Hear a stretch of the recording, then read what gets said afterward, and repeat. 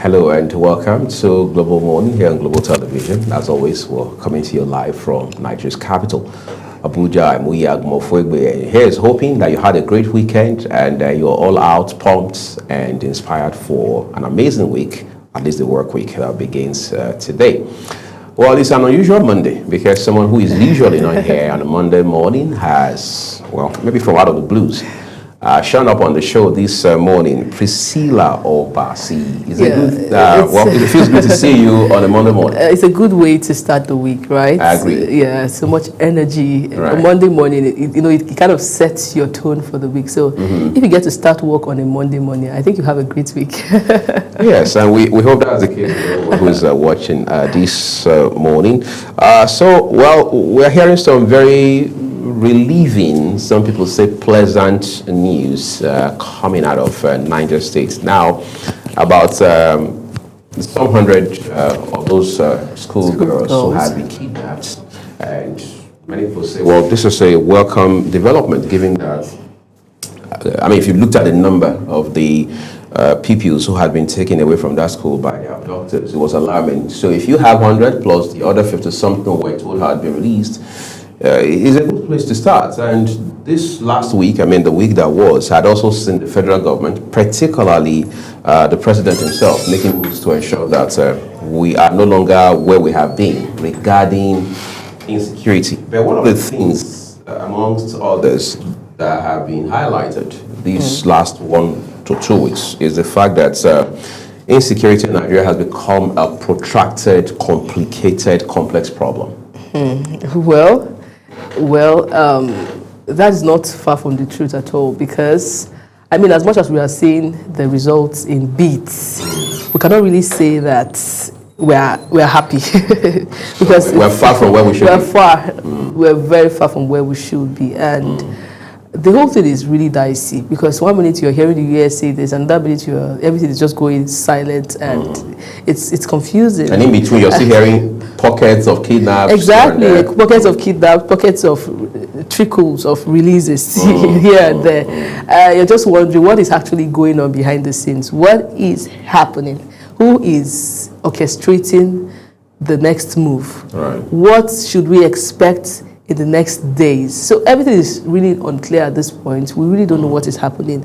And at this point, everyone expected that we'd see some kind of drastic change or help, you understand? But it is far from what we're seeing right now, and we're just wondering what is happening, really. Right.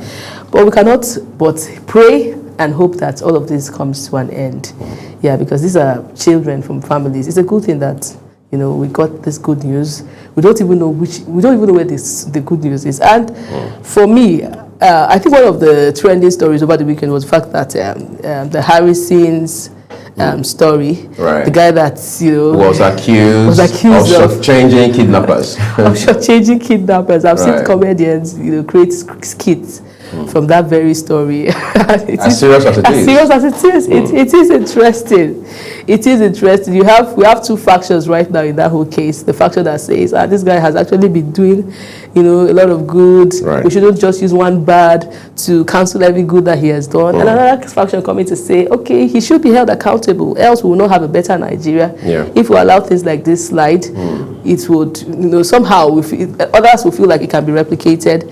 And then follow suit. And follow suit. So it's quite a dicey one. But the whole, in the midst of everything, we just wonder where does our security agency stand? Why do we have a civilian interfacing kidnappers? So what do we call him? Is he a negotiator? Is he the go-to guy? Is he the go-between? Is he the mediator? What's his role? I don't know. I really don't know at this point. But I don't know why we have a civilian interfacing kidnappers. Why? Well, it is.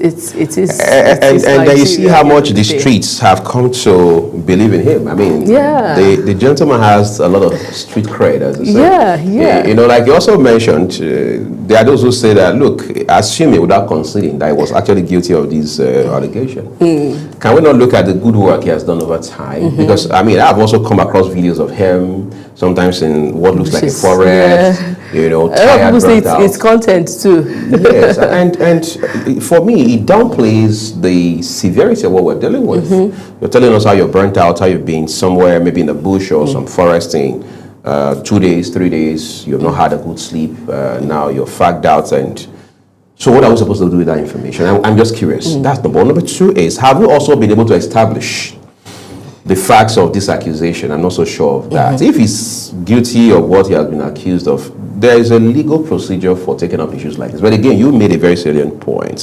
While we're having this discussion, as troubling as it is, what is the role of the security agencies? Exactly. Is he now filling in for them? Is he stepping up for the military or for the police? What exactly, how do we define his role, whether in light of the Constitution or in the face of the security challenges we're dealing with? These are issues we need to probe. Because recently, there have been calls for the Nigerian government to seriously give a thought to the idea of bringing mercenaries in to help curtail insecurity in Nigeria. And the president has been very unequivocal. He says, look, we can't do that, because if we do it, it's going to make the situation more chaotic. For example, he believes it will, it will water down the sovereignty of Nigeria, and then it will create an overlap between the statutory military establishment as we know it, and then the mercenaries themselves, because we've seen that in a couple of countries where it didn't turn out well. So he says that's a no-no. It's not an option that should even be brought to the table in the first instance. So if that's the case, how did we come to a point where a certain Harrison is not the one that is the nexus, so to say, between kidnappers and the families of those who have been kidnapped? How did he begin that? And so, you know, some persons were even suggesting, I mean, I usually read the comment trees, where somebody was saying that, look, you could have been charging for this service rather than just pilfer. Yeah. Right? You can say, look, I understand your loved one has been kidnapped or your loved ones have been kidnapped. So what we're going to do is this. I'm going to make all effort, nothing guaranteed really. There are 95% chances. I mean, this is theoretical. That we can get this person or persons out. I'm going to charge XYZ. So you pay me XYZ upfront. Upon successful rescue or release or whatever you want to call it, you pay me the balance. I mean, it makes a lot of sense. Some people even say VDM does that now, because we're hearing that he's rented an office space somewhere in Abuja. I mean, the central area of Nigeria's capital. So I asked jokingly, I said, what will he be doing in the office? Because he's always online. He's active. He's one of the most active Nigerians. All right, on the social media spaces. And the person said, look, you don't know how this guy works. People come to lodge complaints, people come to submit petitions. I said, what kind of petitions? I said, whatever it is that matters to them. So he needs an office where he can consult, where he can interact and interface with them. Besides, the person says, he has a staff. I said, really? He has people who work for him? He said, yes. So structure is important, but we must also define who plays what role. And all of these VDM elements, because we have quite a number of them, we must ask ourselves, is it normal, or are we in such a bad place that necessity in this instance, in whatever sense, has now become the mother of invention? Oh, absolutely. The thing is, if you had a work in Nigeria, I mean, we wouldn't need a VDM.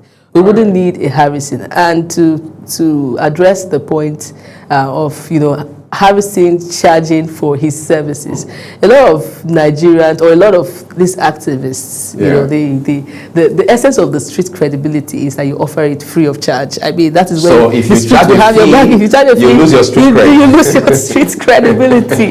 You get it. So it's quite dicey. I mean, it makes a lot of sense to say this is my service, but you don't want to be a businessman as an activist, because people would not want to vouch for you. It takes the shine away. So the essence is your integrity. I will always say your love for the public. your love for the public. The fact that you don't take money, but I mean, look at what happened. It's really shameful. But then it's a matter of money. Money has its own spirit, like they say, and one has to be very careful, like extremely careful. Instead of stealing, the best you would have done was to charge or to charge these people. Or let it be. After all, it's not an obligation. Exactly. Another thing is, we have been wondering, or we have been saying that we are fighting insecurity, and we have people interfacing with kidnappers giving ransom.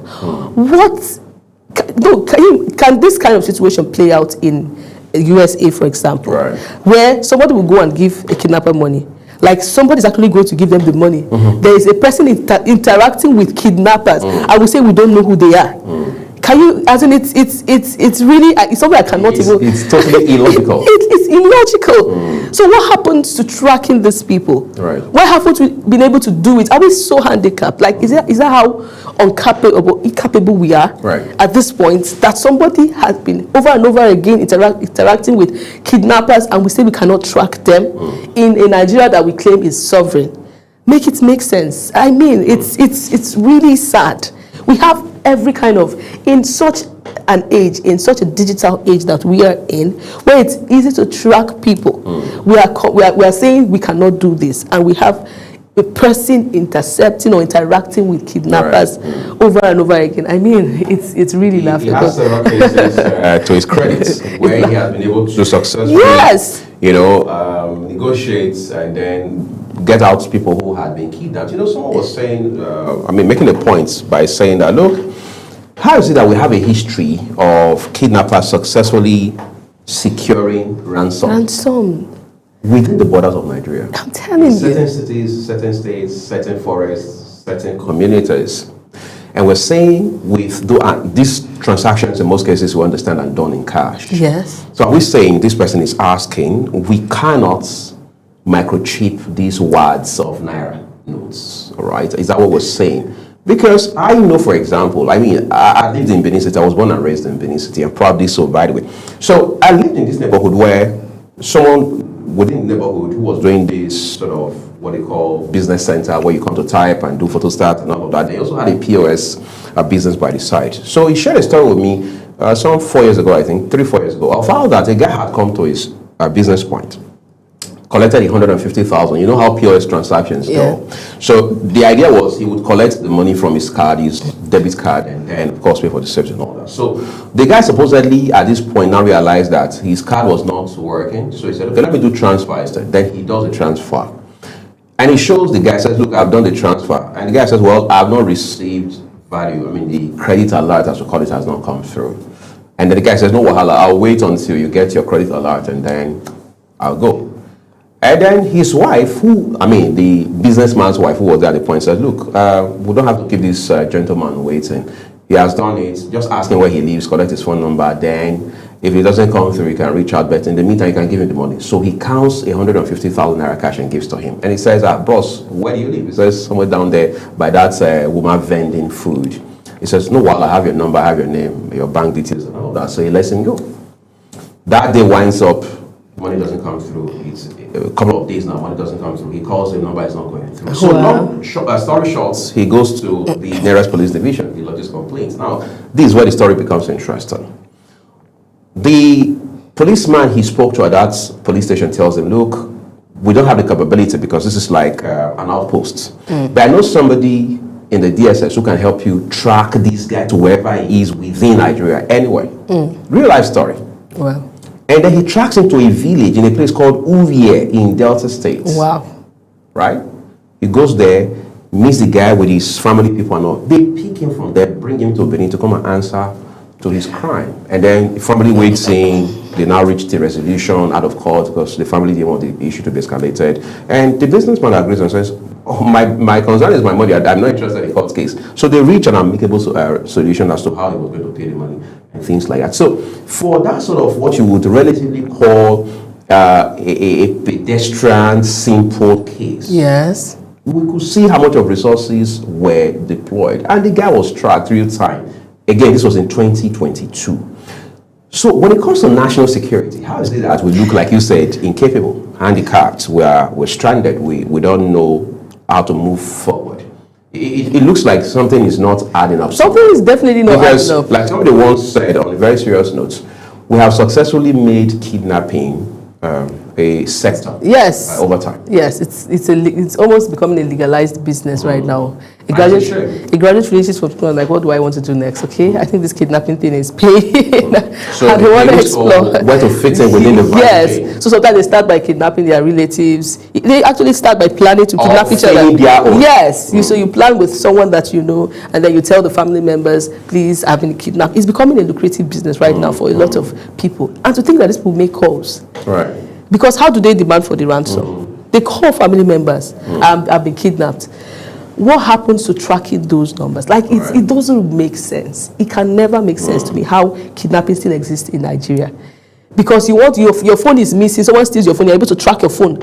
And then a kidnapper is calling steadily. Your capacity as an individual. I'm telling you, yes, you're able to track your phone. I can track my phone. And it's impossible for a national issue as this to be resolved. We cannot get an NCC to look into this matter. It doesn't make sense, really. Something is not adding up somewhere when it comes to kidnapping in Nigeria. Well, let's hope this interface we're now having with the U.S. by extension, we understand France has now also waded into it, because the president is, as we speak, interacting, or if you like, interfacing with Emmanuel Macron of France regarding these issues of insecurity as well. So let's see where all of this will end. We're taking a quick break now. So much to talk about on the show today, including what a lot of persons are now referring to as failed coup attempts in our backyard, Benin Republic. That's a big highlight on Global Morning today. We're taking a quick break first of all, and when we return, so much more to talk about on the show. Do stay with us.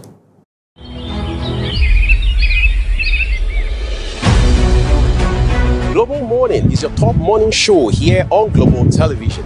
We bring you fresh news updates daily while delving into a variety of current affairs and topics.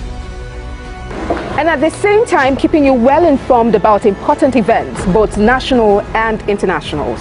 Global Morning serves as a valuable source of information, helping viewers like you start your day well informed. Stay connected from Monday through Sunday to a wide range of latest news making rounds on Global Morning. We're on the road to protest. And the president meets all of our demands.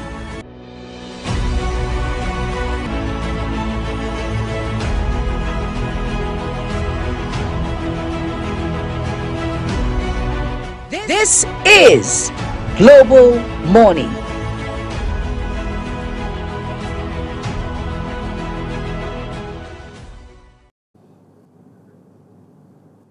All right, again, it's a Monday, no doubt, but it's also an amazing opportunity to inspire you for a very productive week. And here is Ramsey Enoch Agbo with inspiration.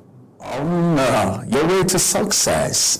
Well, success have many brothers, but failure is an orphan. You will never be a failure, and you can never be a failure.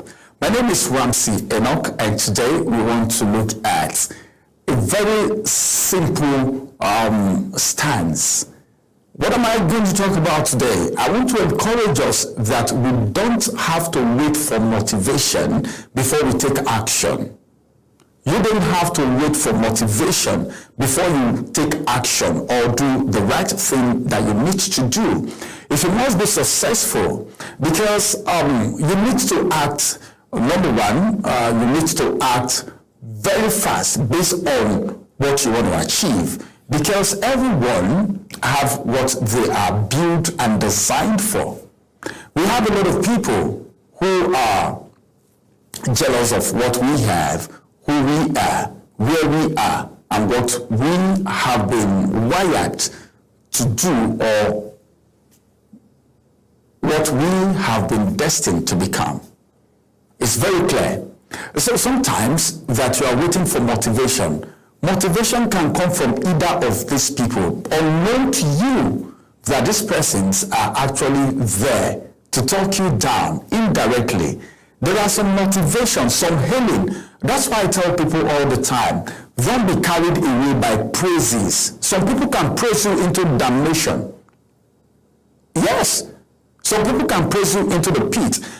There are people that because they praise them, because they heal them, because of applause, you know, they are nowhere to be found today. They are off the stage already.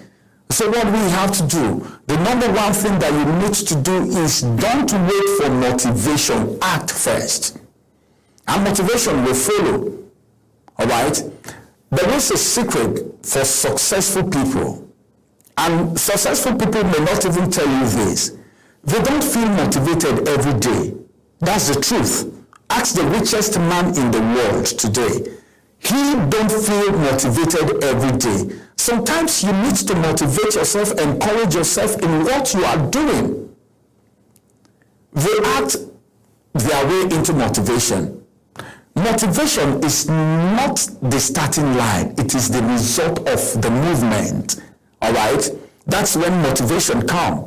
When you are successful, everyone wants to identify with you. When you are successful, you are a newsmaker already. Everyone wants to be your friend, but you need to be careful. Choose your friends carefully and don't allow your friends choose you. Because a lot of people may want to be your friend because you are a successful man. A lot of people want to claim to be your motivators. Motivators, they are the ones motivating you. Guy, I need to be careful. All right?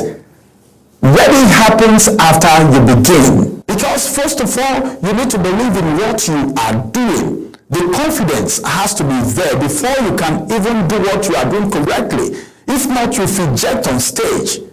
He said in his own case, he didn't feel very confident when he first started. He didn't fancy tools, but he showed up. And the more he acted, the more motivated he became. All right? What you need to do is build confidence yourself. And confidence built consistently have a long way to go. Don't be scared. See, sometimes God puts something in you and your environment may not look it. Your size may not even look it. Do you know when somebody is telling you, this one, what can he offer? This one from this village, I knew when this person was born. A lot of people are going to say so many things, but you need to be confident of yourself because you know what you carry on your inside, you know what you are made up of, you know what God told you you are going to become. You know what? See, build confidence consistently. Always be confident of yourself. Because action, by the time you begin to put in that action, it creates clarity. When you move, ideas flow. Right?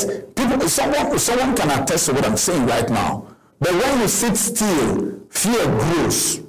I want to say that again. When you move, when you take action, ideas flow. That's why some people will tell you, before I even got on stage, well, I didn't even look at my script anymore because I was just flowing, it was because you got on the stage the first time and confidence came unknown to you. That's what it means. Okay? When you move, ideas will begin to flow. When you take that idea, you begin to break it down and idea begin to flow. When you move, ideas do what? Flow. But when you are still, fear grows on your inside. So even if you don't feel like it, just take one small step today. Send maybe do one or two things that you feel this could actually boost whatever it is you're doing. Stop waiting for the perfect people. Because the perfect people may not be those people motivating you. Sometimes you are doing the wrong thing and some people are saying, wow, well, you did well. But you are doing the wrong thing that is about destroying your future. I wonder what happened on social media these days. You see some people misbehaving, some people doing things that will take their lives, that will lead them to condemnation, destruction. And some people are there hailing them. Be careful the kind of comments people make on your post. Some of them are not encouraging. Some of them are there to talk you down. You need to be careful. Build confidence yourself. Believe in yourself. Trust in what you are doing. Trust in yourself. Trust in God first. Yeah, trust in God first, then believe in yourself. That's it. Trust God, then believe in yourself. You will get to your destination, and that is very, very important. So everyone that is clapping for you is not all of them that believe in your dream, but you need to be very, very careful. That's what it is. As people are clapping for you, as people are saying, go on, hey, you did very well, that thing you are doing, I like that, your lifestyle, keep it up.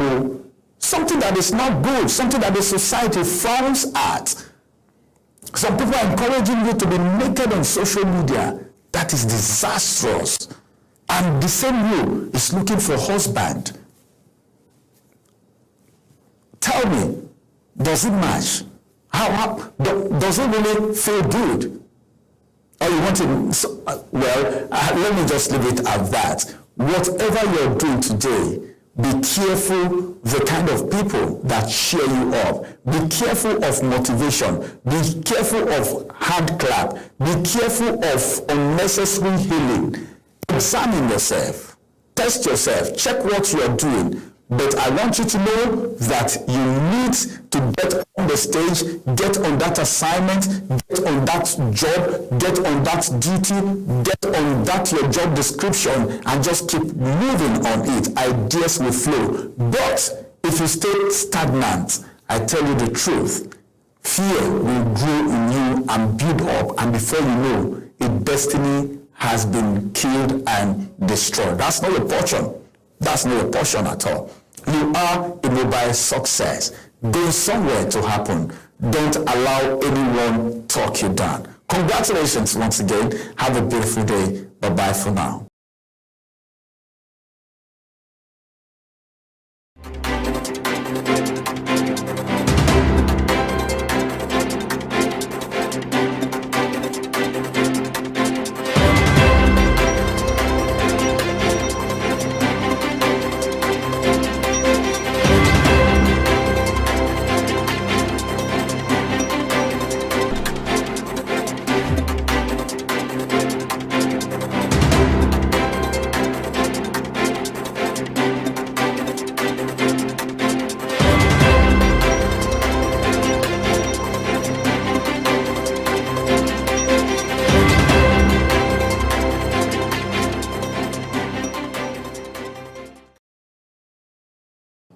Thank you very much for still being here with us. I hope that motivation has motivated you for the week.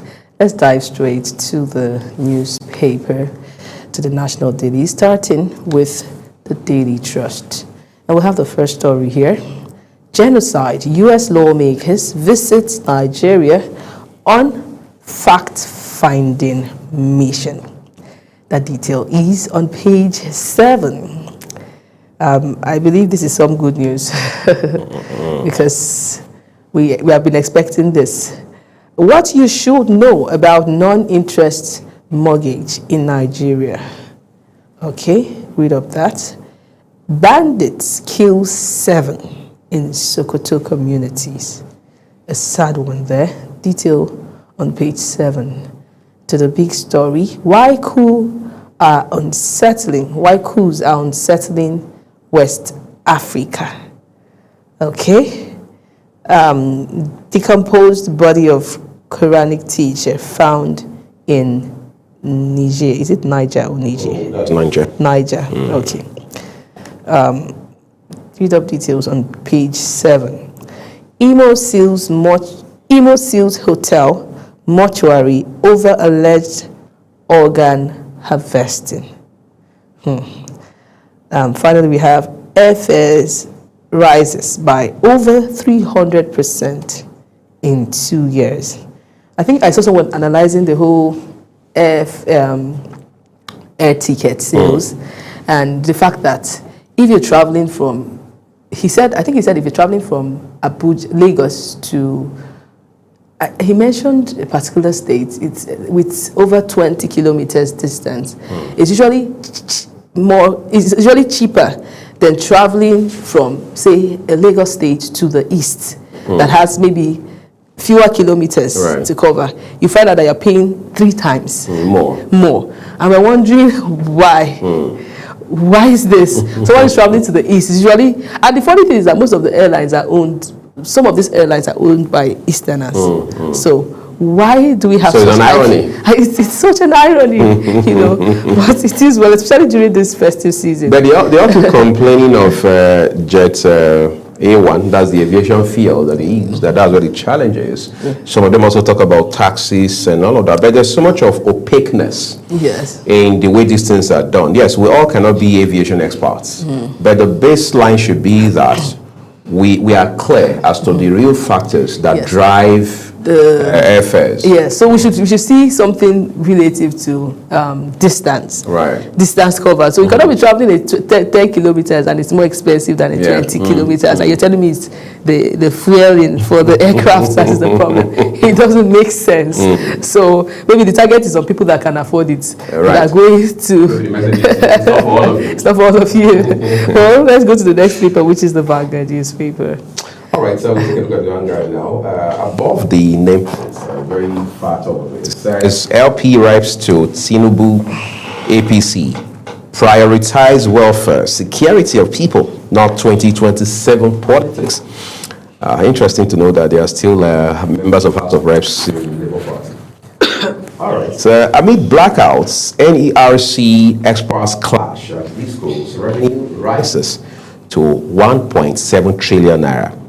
That headline has two riders: billing collection efficiency on the rise. Again, that's credited to the Nigerian Electricity Regulatory Commission, NERC. Experts disagree, say customers are being cheated. Those interesting details are on page 21 of today's issue of the Vanguard newspaper. Right? We move further down. The star headline: Democracy survives. That is with an exclamation mark as kicker. How Benin Rep coup failed, according to the federal government. That's Benin Republic coup. Quite a number of riders with it. Benin Interior Foreign Ministers speak. A dozen soldiers arrested. Nigerian Air Force conducts multiple precision airstrikes on fleeing coup plotters. Federal government, ECOWAS, AU condemn attempted takeover. ECOWAS deploys troops to Benin Republic. That one failed. Otherwise, it would have been one more layer on the series of coups that we're seeing on the continent, especially these sub-region in the last couple of years. Federal government secures release of 100 school children abducted in Niger State. Serap to INEC, explain missing 55.9 billion naira voted for 2023 poll materials. Leased smart card readers, ballot papers, others. Police storm kidnappers camp in Abuja, rescues 7 victims. Can you imagine that, right in Abuja? Arrest suspected killers of retired judge in Delta. PDP crisis, that's a kicker. Wike's camp moves to reorganize state chapters, conduct fresh congresses, convention. And then lastly, we have a bit of sports. AFCON 2025. Super Eagles face Celtic build-up. Why is it Celtic? Well, you'll find those details on the Vanguard newspaper today, as well as details associated with the other headlines. Let's move it to the next paper now, which is the Punch newspaper. Okay, so on the Punch newspaper, above the nameplate, we have the first story. Abiodun Adeboye associates honor Adedoyin at 90th birthday Thanksgiving. That detail is on page 41. PDP crisis, Wike bloc plans state congresses national convention. This is interesting. The son of the party is being dragged and tugged at. It's their turn to have their own national convention. So the national convention that was held the other time. Well, the Wike faction says that was not the convention. That it was a congress of friends. This is funny. I know we're here with one of the PDP members. I think I asked him this question, and he said the Wike faction does not exist. So now we're hearing of a convention coming soon. It's interesting. Really interesting. Okay, you want to read up details on page 42. The next story: Nigeria's World Bank debt hit $9.65 billion. Okay, that is 89.65 billion naira rather. Okay, you want to read up details on page 31. That 8 was looking like the dollar sign. We'll go to the big story. Tinubu, Macron hold talks as U.S. fact finders arrive. So why is Tinubu, Macron holding talk? Is it not supposed to be a joint collaboration between the France government, the U.S. government? So why is it looking like our president is looking for some other country to, partner with or to ally with? I don't know why this. So what would you have expected? So you expect that you have Nigerian government, U.S. government, and the French government in one room? In one room. Is that not possible if we really want a solution? Because well, it's quite a complicated situation. And again, you can't take away the factor of politics and economic interest from all of this ultimately. So, because there are those who are even theorizing that, look, no matter how well-intentioned this U.S. initiative is, ultimately they are still going to sell us weapons and other hardware. So, well, we don't want them to sell us weapons until they are able sure to help us, at least. So they eliminate the existing ones and they now give us the rifles. At that point, we can have a fresh can now have exactly.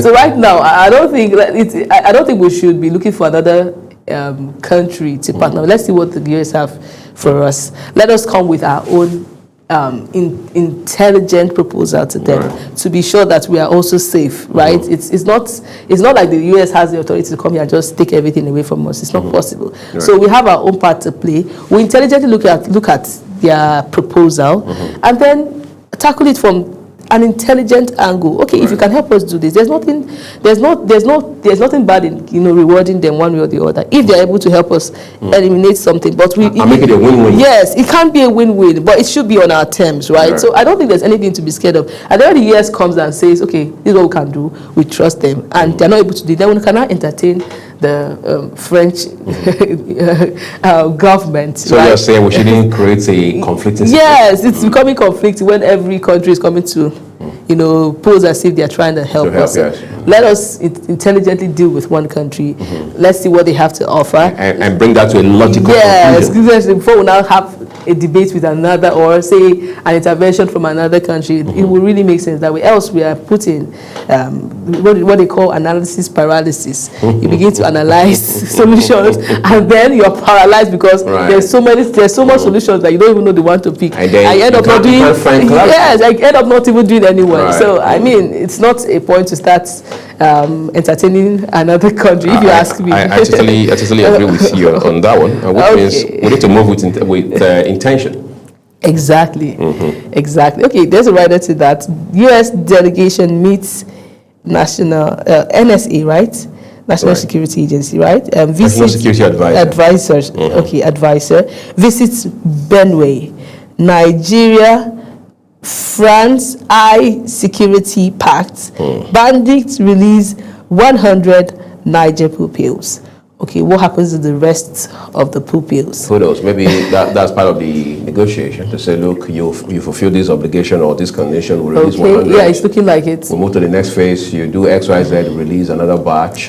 Sad situation. So we need to know the back end. We need to know what is happening behind the scenes. They say those details are too sensitive because of national security factors. Interesting. We need to. I feel like at this point, there's nothing that should be a secret right now because it is all hands on deck. Everybody come with your idea. Yeah, we are not all specialists when it comes to defense and intelligence. Yes. So you're careful as a state, as a nation, that is, to not put too much of information out there. I get that. Okay, defection rumors rise as Fubara faces mounting assembly fire. That detail is on page 8. I guess all governors that are defecting right now are saying they are doing it in their own interests, being that the PDP faction is divided right now, and they don't want to risk their next elections, being nullified based on the fact that there is no unity or there are two factions in the party. So they have the right motives right now to defect, even those that are defecting basically because they have always wanted to defect, are using that as an excuse. But and there are those who say they want to connect their states to the center.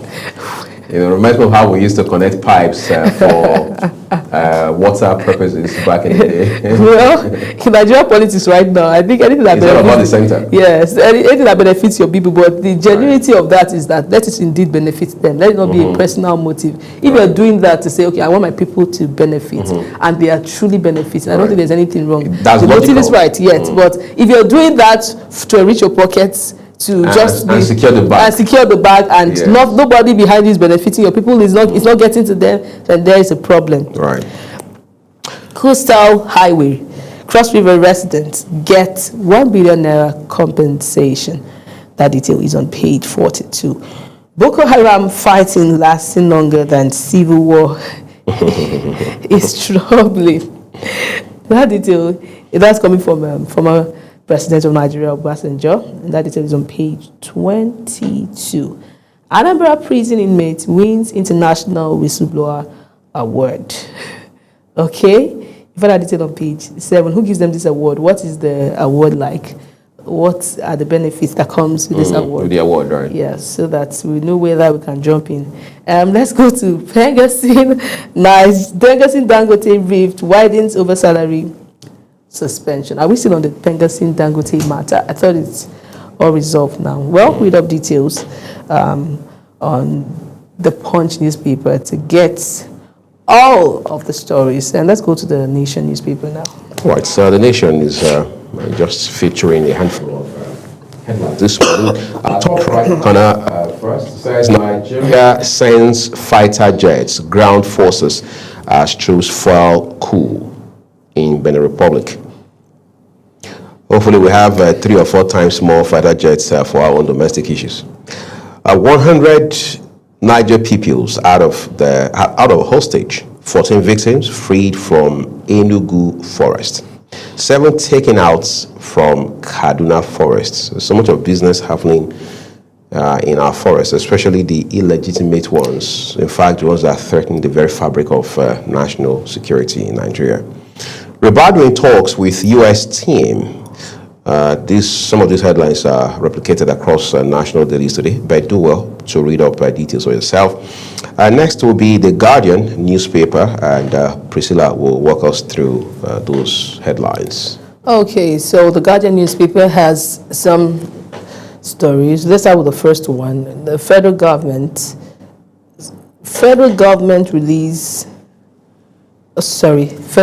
secures release of 100 abducted Niger school children. You find that detail on page 3. Pebec exposes poorly performing MDAs due to service failures. You find that detail on page 3. Teledensity hits 81% as Nigerians consume 1.23 TB of data amidst high costs. On page 2 is where you find that. And on to the big story now. Relief in Cotonou as NAF joint force repel coup plotters in Benin Republic. That detail is on page 6. Shipping lines decry $4.6 million torn away repatriation yearly fine in Nigeria. That detail is on page 7. Benue farmers lament decry clashing food prices. You find that detail on page 8. Benue State is known as the food basket of the nation.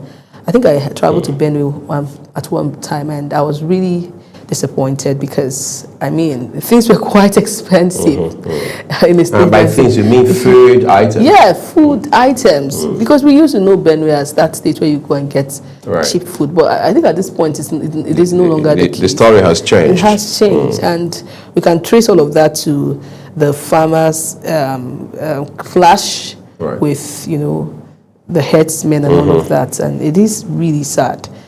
Concerns over fiscal governance as 2026 budget misses timeline. Install Prince Olojo Kosoko as Oloja of Lagos. Royal family appeals to Sanwo-Olu. That detail is on page 5. PDP faction knows convention. Hosts meeting in Wike's residence. You find that detail on page 4. Again, UBA Group dominates 2025 Bankers Award. Congratulations to them. Finally, we have CAC to shut illegal POS operators. Orders registration by January. POS operators have gone through a lot in Nigeria. Right. Let's go to the news, the New Telegraph. All right, so let's take a look at the New Telegraph for you. Then, of course, the big headline first, it says, Police Vigilance Group arrests suspected bandits at Edo Hotel. Interesting.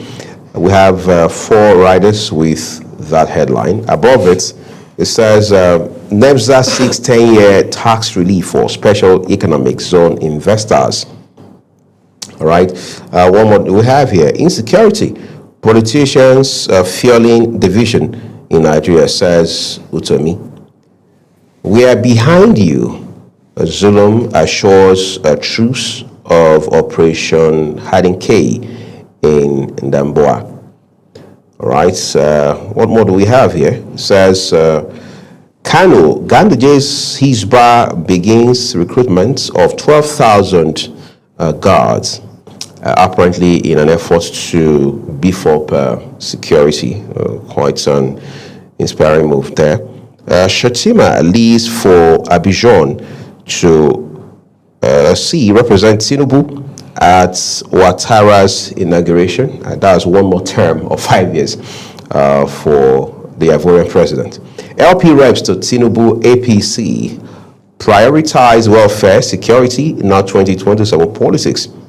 Nigeria condemns coup attempts in Benin Republic.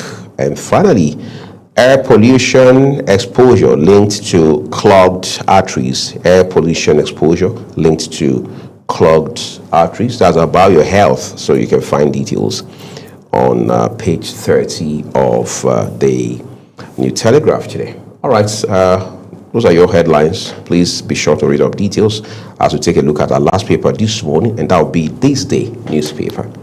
Okay, so on the This Day newspaper, the very first story here will be, maybe we'll take the big story first. Federal government secures release of 100 abducted Niger school children. There are 2 riders to that.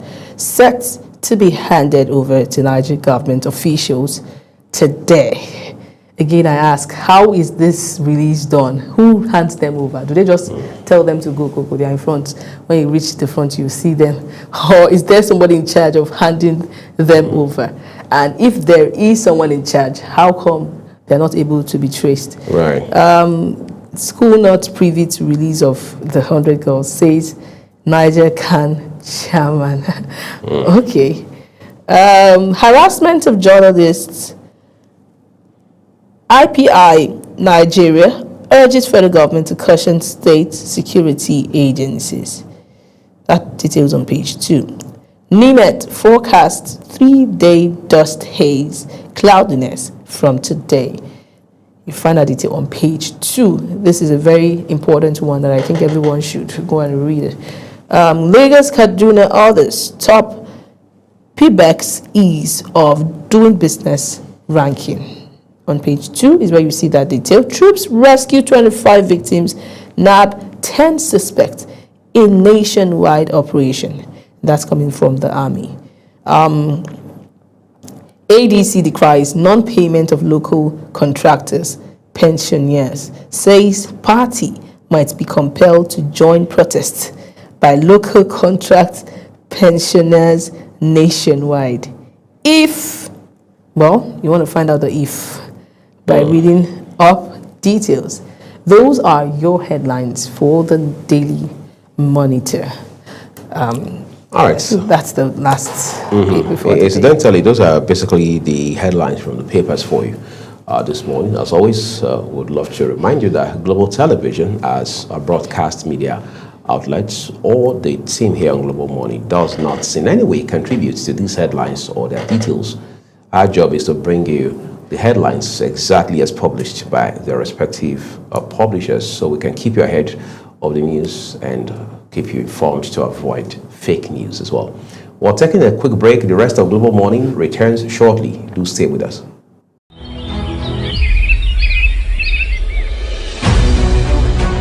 Global Morning is your top morning show here on Global Television. We bring you fresh news updates daily while delving into a variety of current affairs and topics.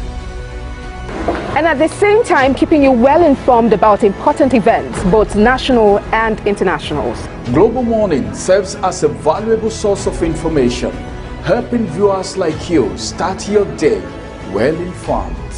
Stay connected from Monday through Sunday to a wide range of latest news making rounds on Global Morning. We're on the road to protest. And the president meets all of our demands.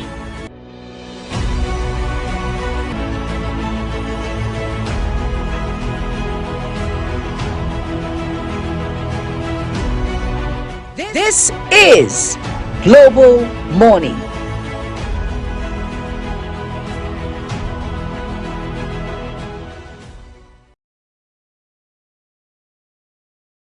Very good evening and welcome to another exciting edition of Big Talk. Tonight on the program. As always, it's a pleasure to have you join us here on Global Morning. I am Uyi Alpo. You know how we do it on Social Post Extra, bringing you all the... On the desk this evening, we have very topical issues to discuss, and of course... Welcome to your parliamentary program, The Parliament. Peaceful and joyful home doesn't happen by chance. It is built on... Men can rise beyond traditional boundaries to claim their rightful place as... Very numerous committee, about more than 12 committees. Festival is a program that comes to you once in a week at about this time where we'll look into issues and discuss them. It gives you the opportunity to... Rural leaders in United Nigeria. Entertainment Circle. And trust me, today you're about to get entertained. Hello everyone and welcome to the program Talk Sports here on Global Television. Turn Up Zone is that platform where we bring young and talented artists. Stay tuned, stay inspired, stay with Global Television on DSTV Channel 365, on Star Times Channel 276.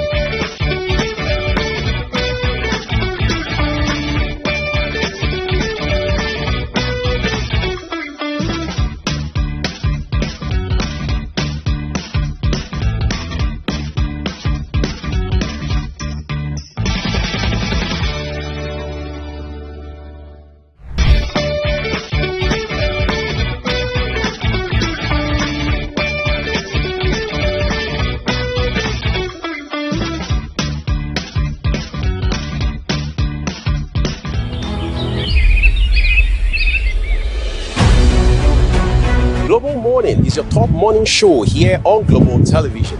We bring you fresh news updates daily while delving into a variety of current affairs and topics. And at the same time, keeping you well informed about important events, both national and internationals. Global Morning serves as a valuable source of information, helping viewers like you start your day well informed. Stay connected from Monday through Sunday to a wide range of latest news making rounds on Global Morning. We're on the road to protest. And the president meets all of our demands.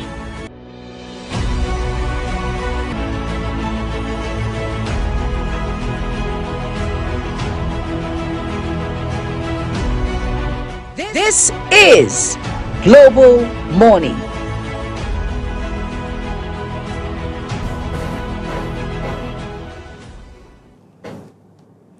In recent years, we were seeing what would be or could be described, and rightly so, as proliferation of point-of-sale terminals or hubs across this country. I mean, practically in every city, every town, every community in Nigeria today. Such is the, if you like, infusion of that culture. I mean, a culture that has been so deeply entrenched to the point that some of us now forget that there's something called ATM terminal. Your first instinct is to look for a POS guy or lady by the corner instead of actually heading for the ATM terminal. However, we're seeing the Corporate Affairs Commission in recent times, especially in this year 2025, said that, look, we're giving you these and these deadlines within which you must register or regularize your business. Otherwise, whatever you do in the name of business will be termed or categorized as illegal. And once that happens, the next line of action will be to shut you down. Now, the Corporate Affairs Commission, CAC, has given yet another deadline of January 1 for these illegal POS businesses to get registered.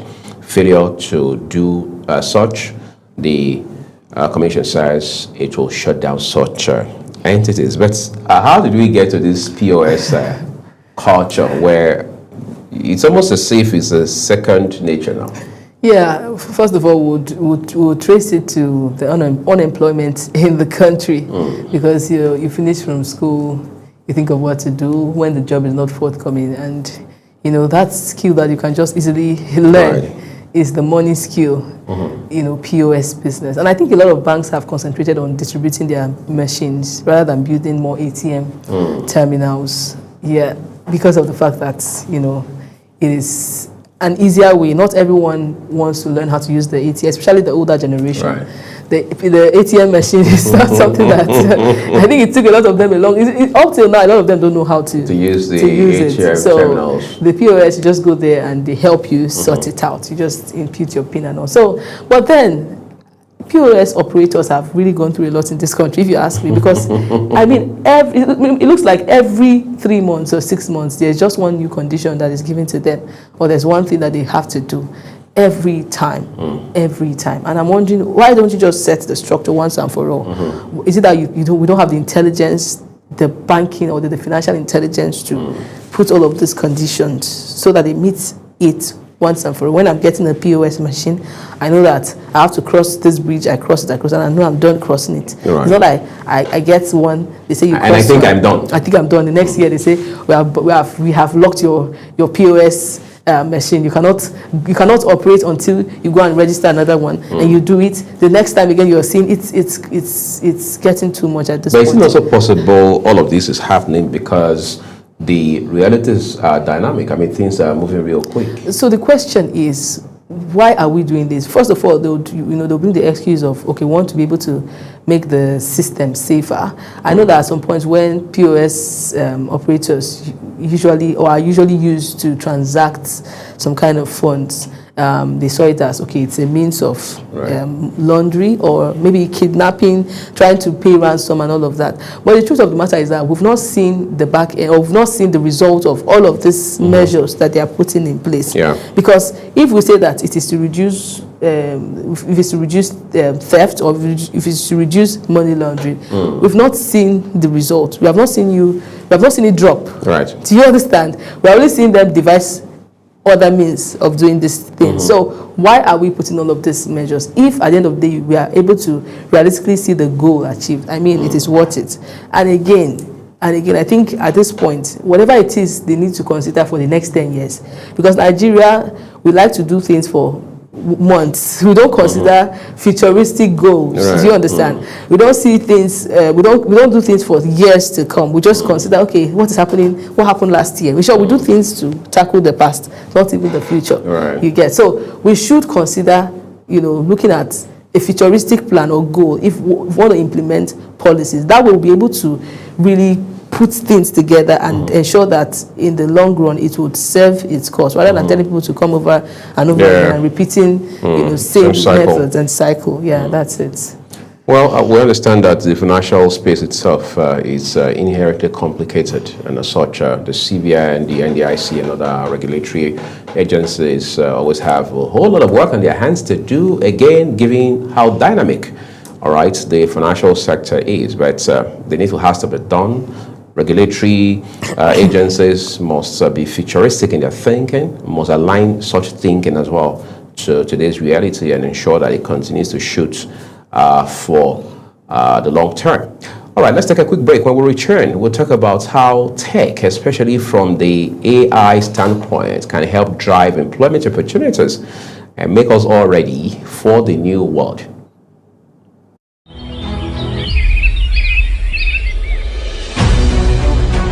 Global Morning is your top morning show here on Global Television.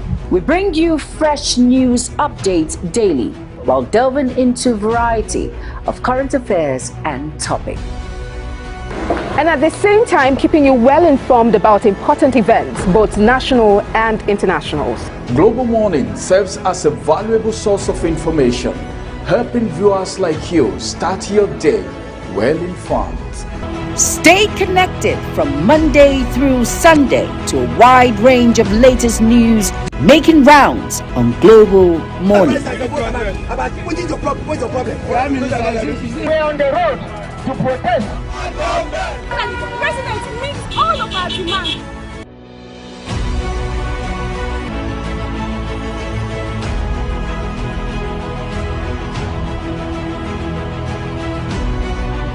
This is Global Morning.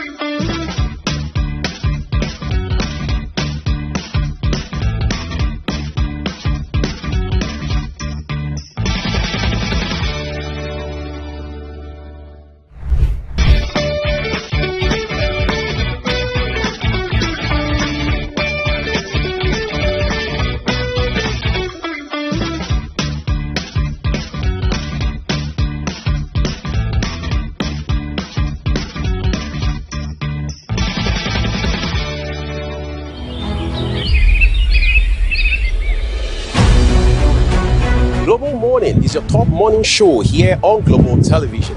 We bring you fresh news updates daily while delving into a variety of current affairs and topics. And at the same time, keeping you well informed about important events, both national and internationals. Global Morning serves as a valuable source of information, helping viewers like you start your day well informed. Stay connected from Monday through Sunday to a wide range of latest news making rounds on Global Morning. We're on the road to protest. And the president meets all of our demands.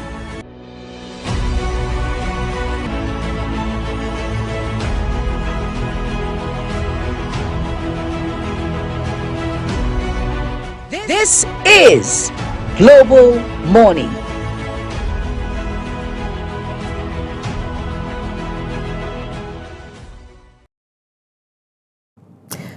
Across the world, economies are shifting rapidly as artificial intelligence, automation, and digital technologies are transforming the place we work, the life we live. Here in Nigeria particularly, the digital economy is expanding, yes, at an incredible pace, creating new opportunities, but also it is raising important questions about skills, about jobs, and the future of the workplace. So today our focus is on digital economy and job creation, building a workforce that is ready for AI and automations. Joining me is a professional who sits right at this intersection of technology, media and strategy. He's a multimedia consultant and digital strategist. He's helping individuals and organizations leverage digital skills for growth and impact. Kingsley Obasi Okwakaji is joining us this morning virtually. Good morning and welcome to the conversation. Good morning and thank you for having me. Okay, such a pleasure, a delight to have you join us. Let's just dive in straight, right? Yes, let us start with the basics. When we talk about digital economy, what exactly does it mean in the Nigerian context, and how big is the opportunity right now in the digital space? Well, the digital economy, first of all, that's a very good question. At a time like this, a lot of traditional people will not even consider the concept of digital economy, but that's where the world is going right now. I mean, everything you do, whether it's analog or not, there has to be a digital side to it.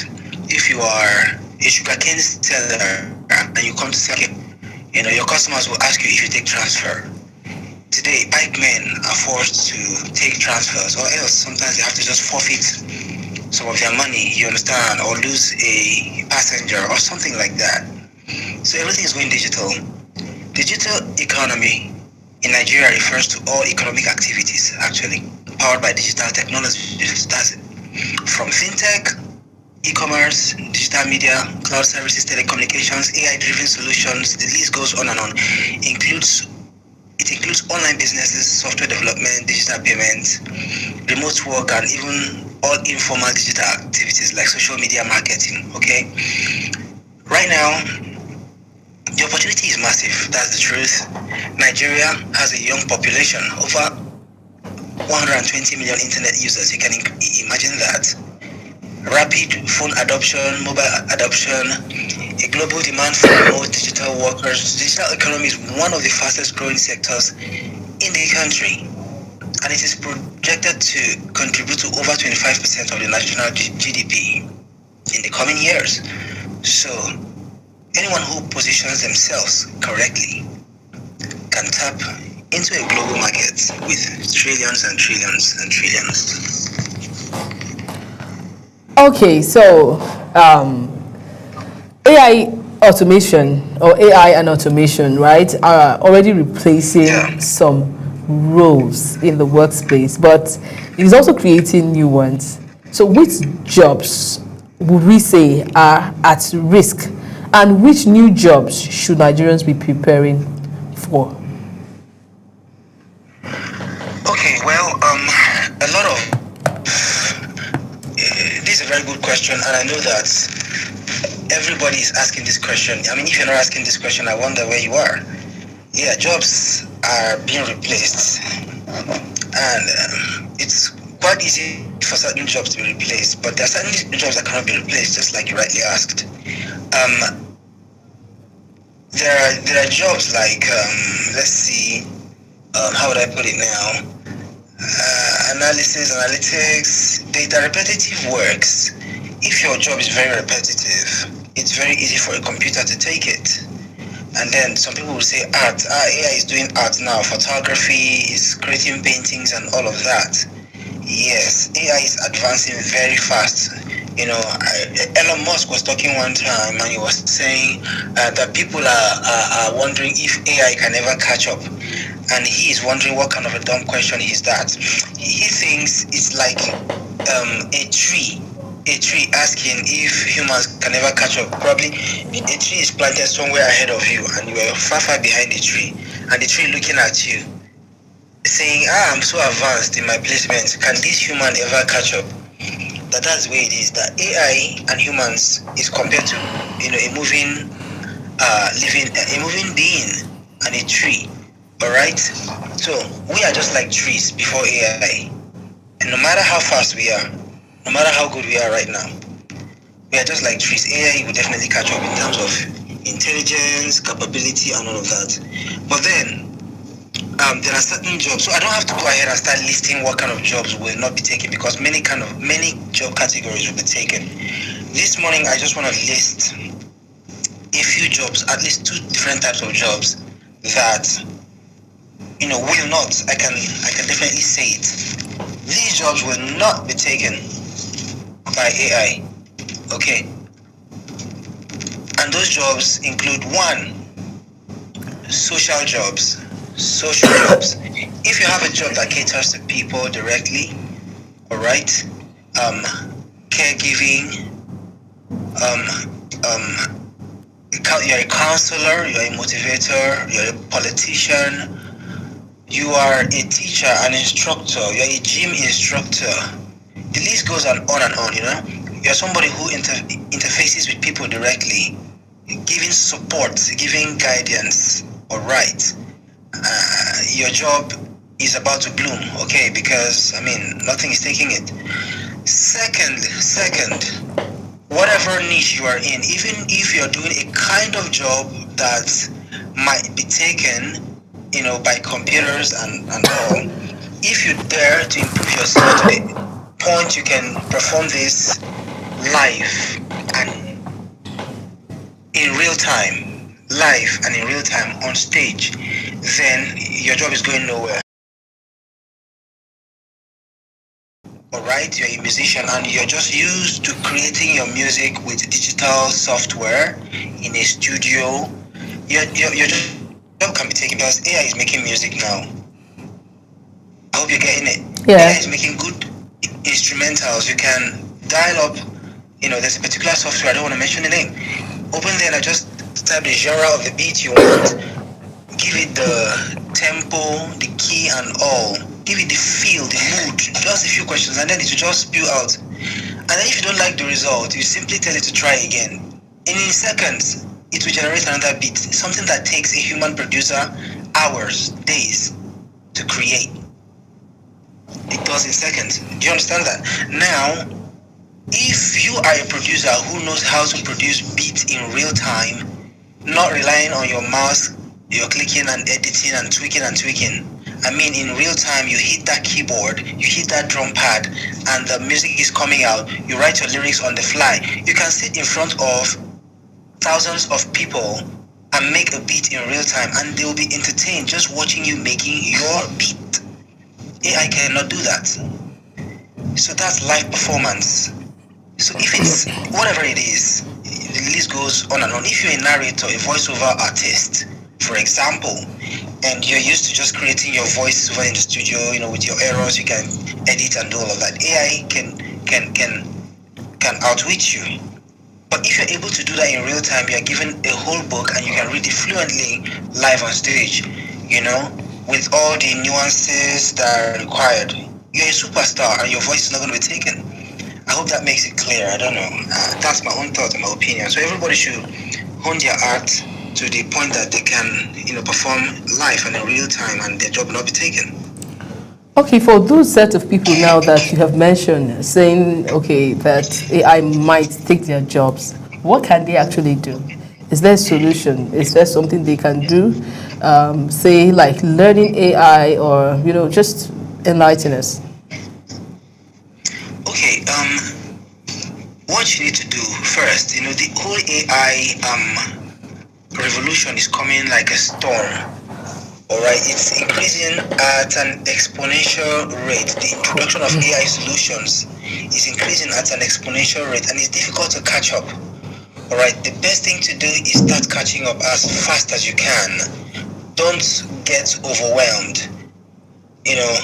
Don't be overwhelmed. So create a system whereby you can have your list of, your list of favorite AI tools as quickly as possible and start learning already. Start unlearning the old ways and start learning immediately, and that is it. The early birds, the earlier you start learning, the easier it is for you to learn the new ones that are coming, because there are going to be similarities, there are going to be patterns. But if you jump in late, it's very easy to get drowned, all right, by the competition. So the early birds will win. Okay, so as a multimedia artist, as a multimedia creative and a digital strategy expert, what digital skills do you believe are most essential for young people right now? Thanks for that question. The skills that are important for people to have right now, for me, I would say the innate human skills, cannot go anywhere. Like I mentioned earlier, skills that help you to interface with people directly. Okay, marketing, basic marketing, you're able to interface with people, convince them, and persuade them. It's something you cannot put away. All the traditional skills that help you when you meet people to be able to strike a good, a good negotiation, all right? Those are going nowhere. And for all these skills, all you need to do is back them up with an appropriate digital skill that's relevant to your field. If you're a marketer and you've already, grounded yourself with the ability to do, marketing, all right, in person, then you go ahead and learn things like sales funnel, how to create a sales funnel, digital marketing, social media marketing, and all related to your, real life skill. But then the real life skill is something that's irreplaceable. Even in the computing world, coding is not going anywhere. We know, yes, we have a lot of things you can do today without writing a single code. You can build websites from scratch. But anyone who knows how to do that basic coding is just like knowing how to speak the computer language, the basic computer language. If you know how to speak that language, it is a real life skill. It's like learning to speak French or English. All right, that skill is not going anywhere. It will help you, so that even when the AI fails, there are times you give AI a prompt and it's struggling to give you exactly what you want. If you have the tools to go right into the heart of the code or whatever it is to fix things by yourself, it will help you and save you time instead of fiddling. So I would say young people should not run away from learning core skills. They should continue doing it even while enhancing their knowledge with all the digital skills, graphic design, automation engineering, cybersecurity, AI-assisted creative work, digital marketing, content strategy, data analytics, machine learning, and all these are addendums. You know. What is the simplest point, the entry point into digital skill, or get the digital skill? Okay, entry point. Well, in the digital era, there are, I would say, things that everybody needs to get, right? If I should go down to the real basics, word processing. Very, very important. A lot of people don't know how to manipulate words, text. You're given a bulk of text, how to be able to format it correctly, find what you're looking for, replace what needs to be replaced, and quickly adapt text. You know, is not it's something that's very, very handy. A simple graphic design, graphic manipulation. All right, you have a picture, you're able to resize it, optimize it for your platform, and all. Understand 5 formats. You see, these are just then simple video creation. You know, video editing. Very, very important.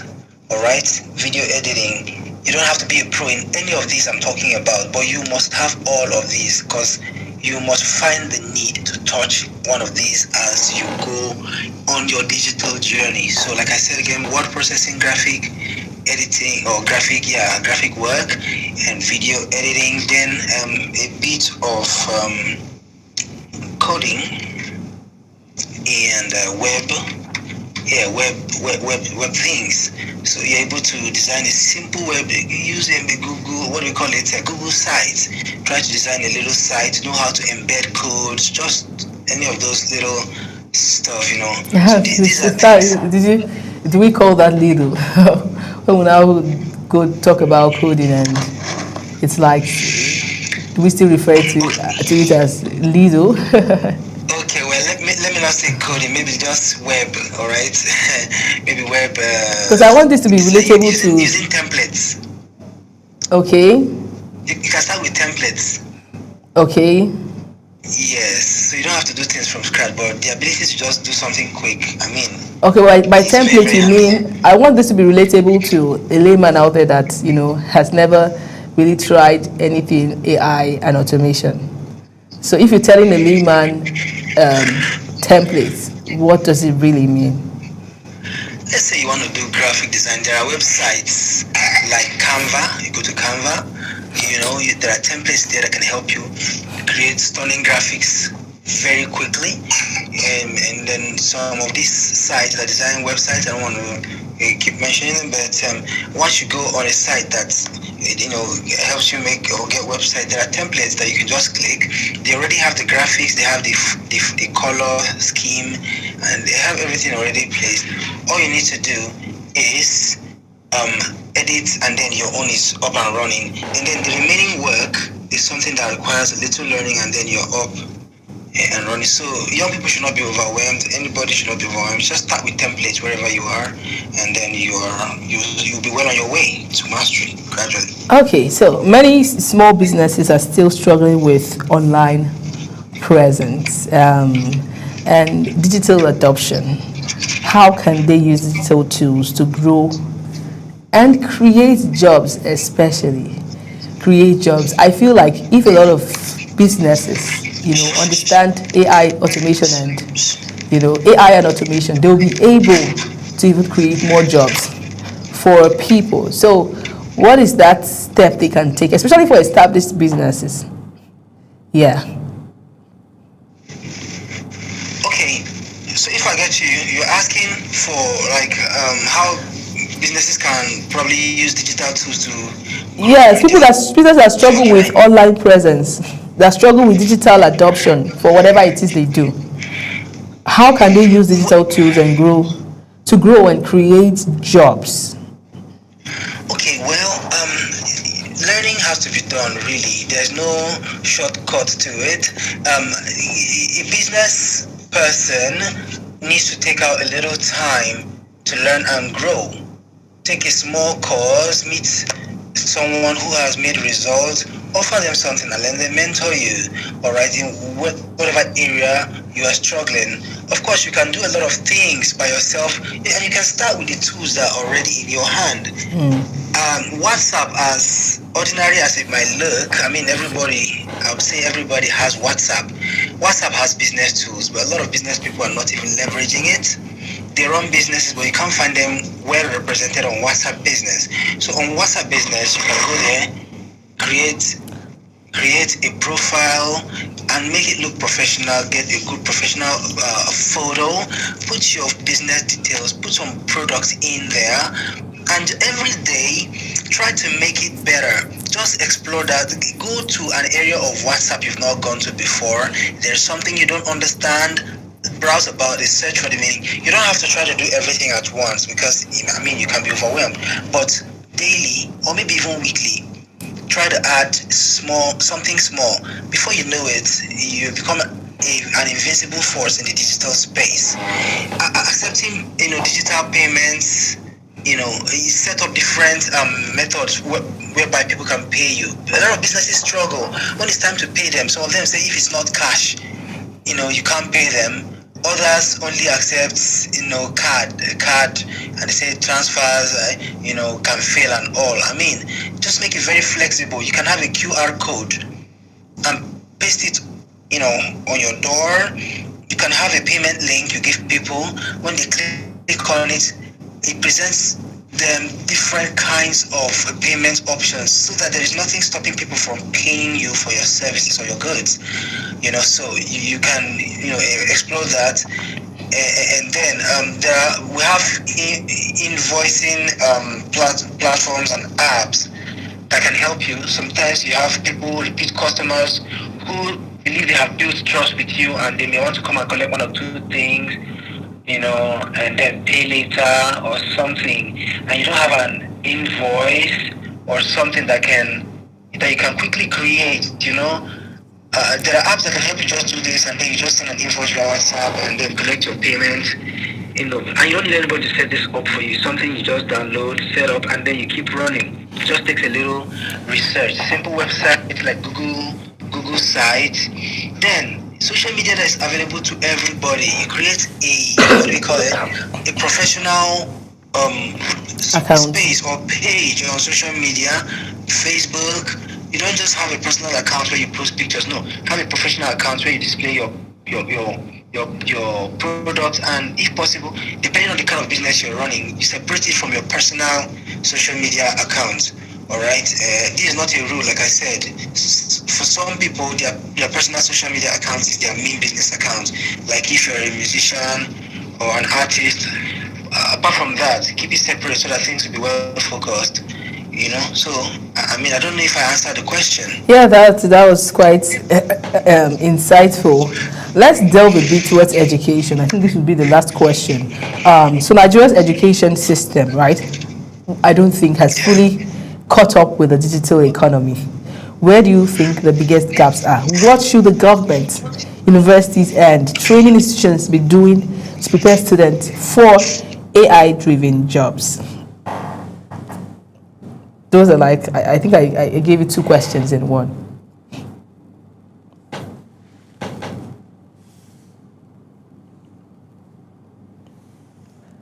Are you there?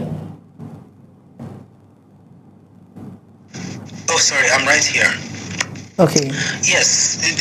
So if I get you clearly, you asked about what are the problems with the educational system, and what also our government and our educational leaders can do to offset these problems.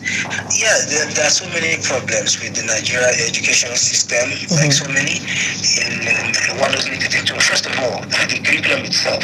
The curriculum itself always trails behind. They get to update it, but the updates come late. Okay. Right? It doesn't reflect modern digital realities. I remember when I was in the university, looking at so many of our laboratories there. I mean, you see bulky and heavy equipment that never starts, they never run. I never saw them running, but they're looking like stuff in a museum.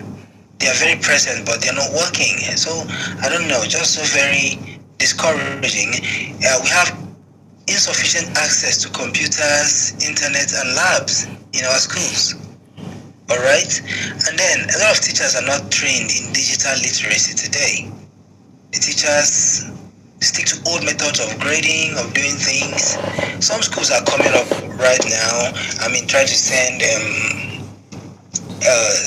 school reports via email and all. They're coming up, but I feel like this should have been done over a decade ago. And there's also a lack of emphasis on practical skills. Yes, creativity and innovation. We do more of the theory, and we are very smart when it comes to answering questions. But when it comes to producing things, basic things, it's a bit discouraging that a lot of basic things that we use today cannot be produced in our country. They're still being imported, and that's because there's no practical. We don't have labs where we create things. I think that schools should be able to sell crafts and make money. There are students creating things that communities can use, and they go to the market, sell them, and get money for the school. But the students are not producing anything, nothing. All right? And then one of the very, very, very big problems is the deficit, I would say. The shortage of career guidance. Career guidance for digital tools specifically. We have guidance and counseling in the bubble, but for digital tools, I don't think we have so much in that area. So these are some of the problems. Like I said, the list goes on and on, but I feel like these are the most pressing ones. And then the government should do a lot. The first thing, which of course they have started, but then they need to push it more and more, it's to integrate coding, digital literacy, AI fundamentals into all levels of education. Governments can partner with companies to provide internships and hands-on exposure. All right? So that thing we call excursion. During school, we go look at, should be more serious. Students should do internships, serious, and during the university, we have what we call IT. Yeah, during IT, then you go experience work, the workspace. This should start early enough, even from secondary school. Internship should start very early, and they should be taken very seriously. Okay, and we need more labs in our schools. Innovation hubs. Yes, I know there's an innovation hub in Abuja here. It's called Innovate, right? Innovate Hub. Yeah, but we need more of it. A lot of people don't even know about it. And if you go there, the access is even very limited. It's very limited. You can't just enter there anywhere. It's a facility that is very, very well equipped, for innovation and all. But it's not really shouted. People don't know about it. You have to be in the inner Akaka somehow to know that we have something like that. All right. Government should encourage project-based learning over memorization. Okay, so I believe that's very clear. People should be able to create something that is marketable, sellable. Not that you finish and you come out with a first class or whatever it is, and then you can't create anything. You're looking for a job. No, you should have something already you can sell that you're able to make, and that is it. Then government finance should support entrepreneurship, training, and freelancing skills. Yes, there has to be funds, grants, merits for sponsorship for students who come out bright in entrepreneurship, in crafts and all. There should be some kind of funding to help them. You go on social media, you see a young man making robots. I believe you've seen things like that. We have a lot of young bright Nigerians making nice contraptions online. You see a young person, I don't know. One time I saw somebody that made a car, and this car is moving. He designed it, and he entered inside the car, and the car is moving. And there are just so many of them, and independent influencers, are seen trying to promote these guys. Nigerians help support this guy, but the government are supposed to be the ones doing it, not just independent random persons. Thank you so much. We need to come in. Thank you so much. It's been an insightful conversation. I mean, I have picked a lot from this, and I'm very sure that our viewers out there have learned not just one or two, but a lot. Unfortunately, we'll have to draw the curtains here. It's an ongoing conversation. We'll definitely come back to it, but our time is fast spent for the first conversation on Global Morning. And I want to say a big thank you to you, Kingsley Obasi, for taking your time out to come enlighten us this morning. Let's say bye and thank you. Thank you very much for having me. Have a good day. Thank you. Okay, so our viewers, this is it. We wrap up the first conversation for the day. We'll join Uyi next as he takes us on the second conversation. Please don't go anywhere.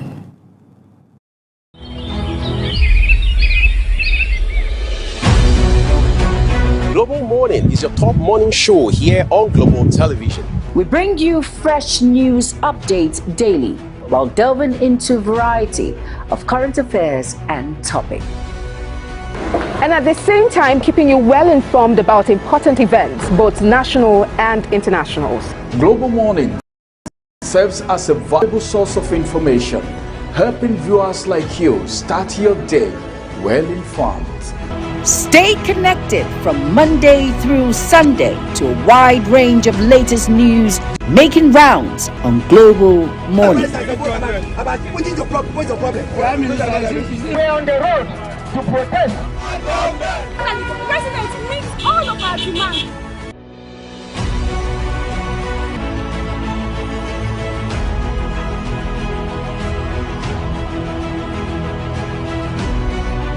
This is Global Morning.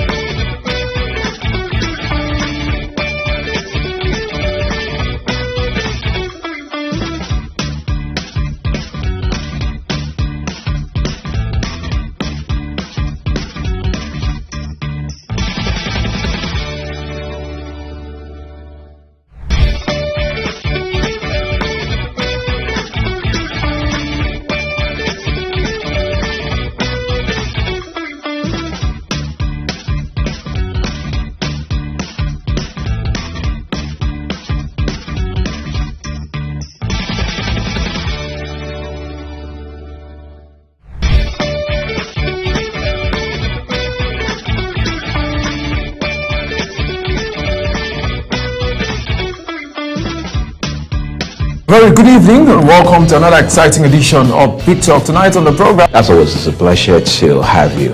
Join us here on Global Morning. I am Uyi Alpo. You know how we do it on Social Post Extra, bringing you all the... On the desk this evening, we have very topical issues to discuss. And of course... Welcome to your parliamentary program, The Parliament. Peaceful and joyful home doesn't happen by chance.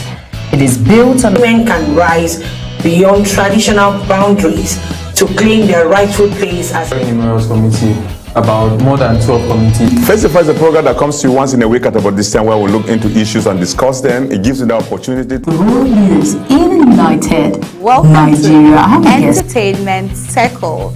And trust me, today you're about to get entertained. Hello everyone and welcome to the program Talk Sports here on Global Television. Turn Up Zone is that platform where we bring young and talented artists.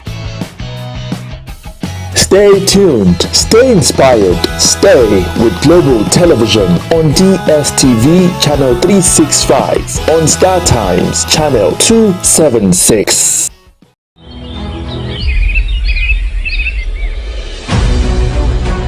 Global Morning is your top morning show here on Global Television. We bring you fresh news updates daily while delving into a variety of current affairs and topics. And at the same time, keeping you well informed about important events, both national and internationals. Global Morning serves as a valuable source of information, helping viewers like you start your day well informed. Stay connected from Monday through Sunday to a wide range of latest news making rounds on Global Morning. What is your problem? What's your problem? We're on the road to protest. And the president meets all of our demands.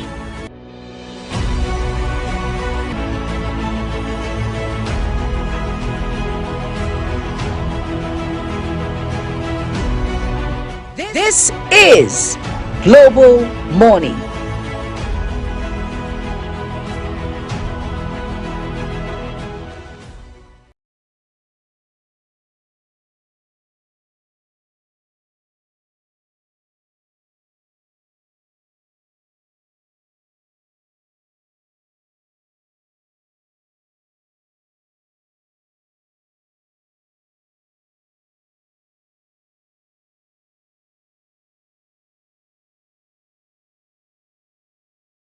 But, well, it got busted, so to speak. And today, it is becoming clear that Nigeria also played a part in ensuring that not only did it not succeed, but to give, if you like, post-failure support to the government. And those in the cabinet of President Talon say he's fine, he's safe, and that those behind it have been arrested, at least most of them in their numbers. That what happened the whole time was they successfully captured a television station, but that was not an indication or a guarantee that they had taken over government. So that's the thrust of our conversation. On the program this morning, our guest will join us live virtually from Lesotho this morning to help us understand what exactly it is with this culture of coups in Africa, especially in West Africa sub-region. That will be after this break. Please stay with us.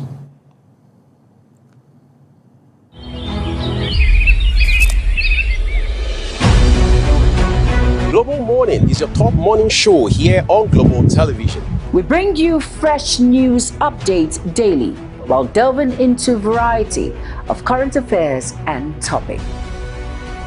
And at the same time, keeping you well informed about important events, both national and internationals. Global Morning serves as a valuable source of information, helping viewers like you start your day well informed. Stay connected from Monday through Sunday to a wide range of latest news making rounds on Global Morning. What is your problem? What's your problem? We're on the road to protest. And the president meets all of our demands.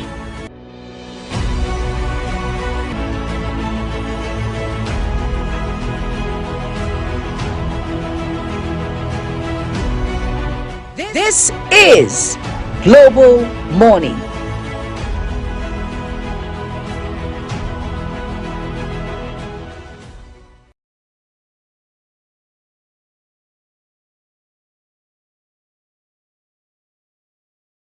Your day well informed.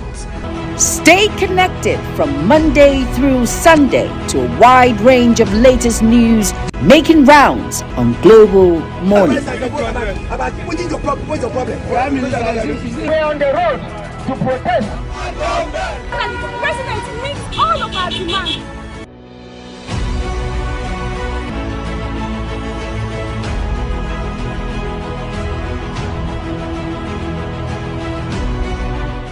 This is Global Morning.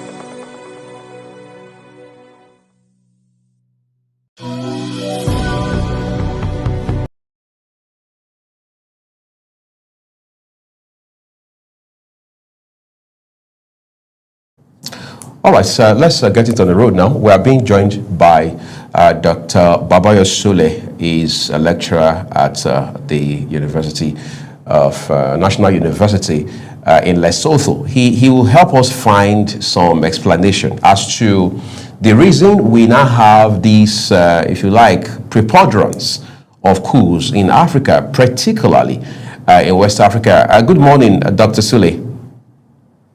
Good morning, sir. How are you? Very well, good thank morning, you. Listeners. Thank you so very much. It's so good to have you on the show. It's been quite a long time.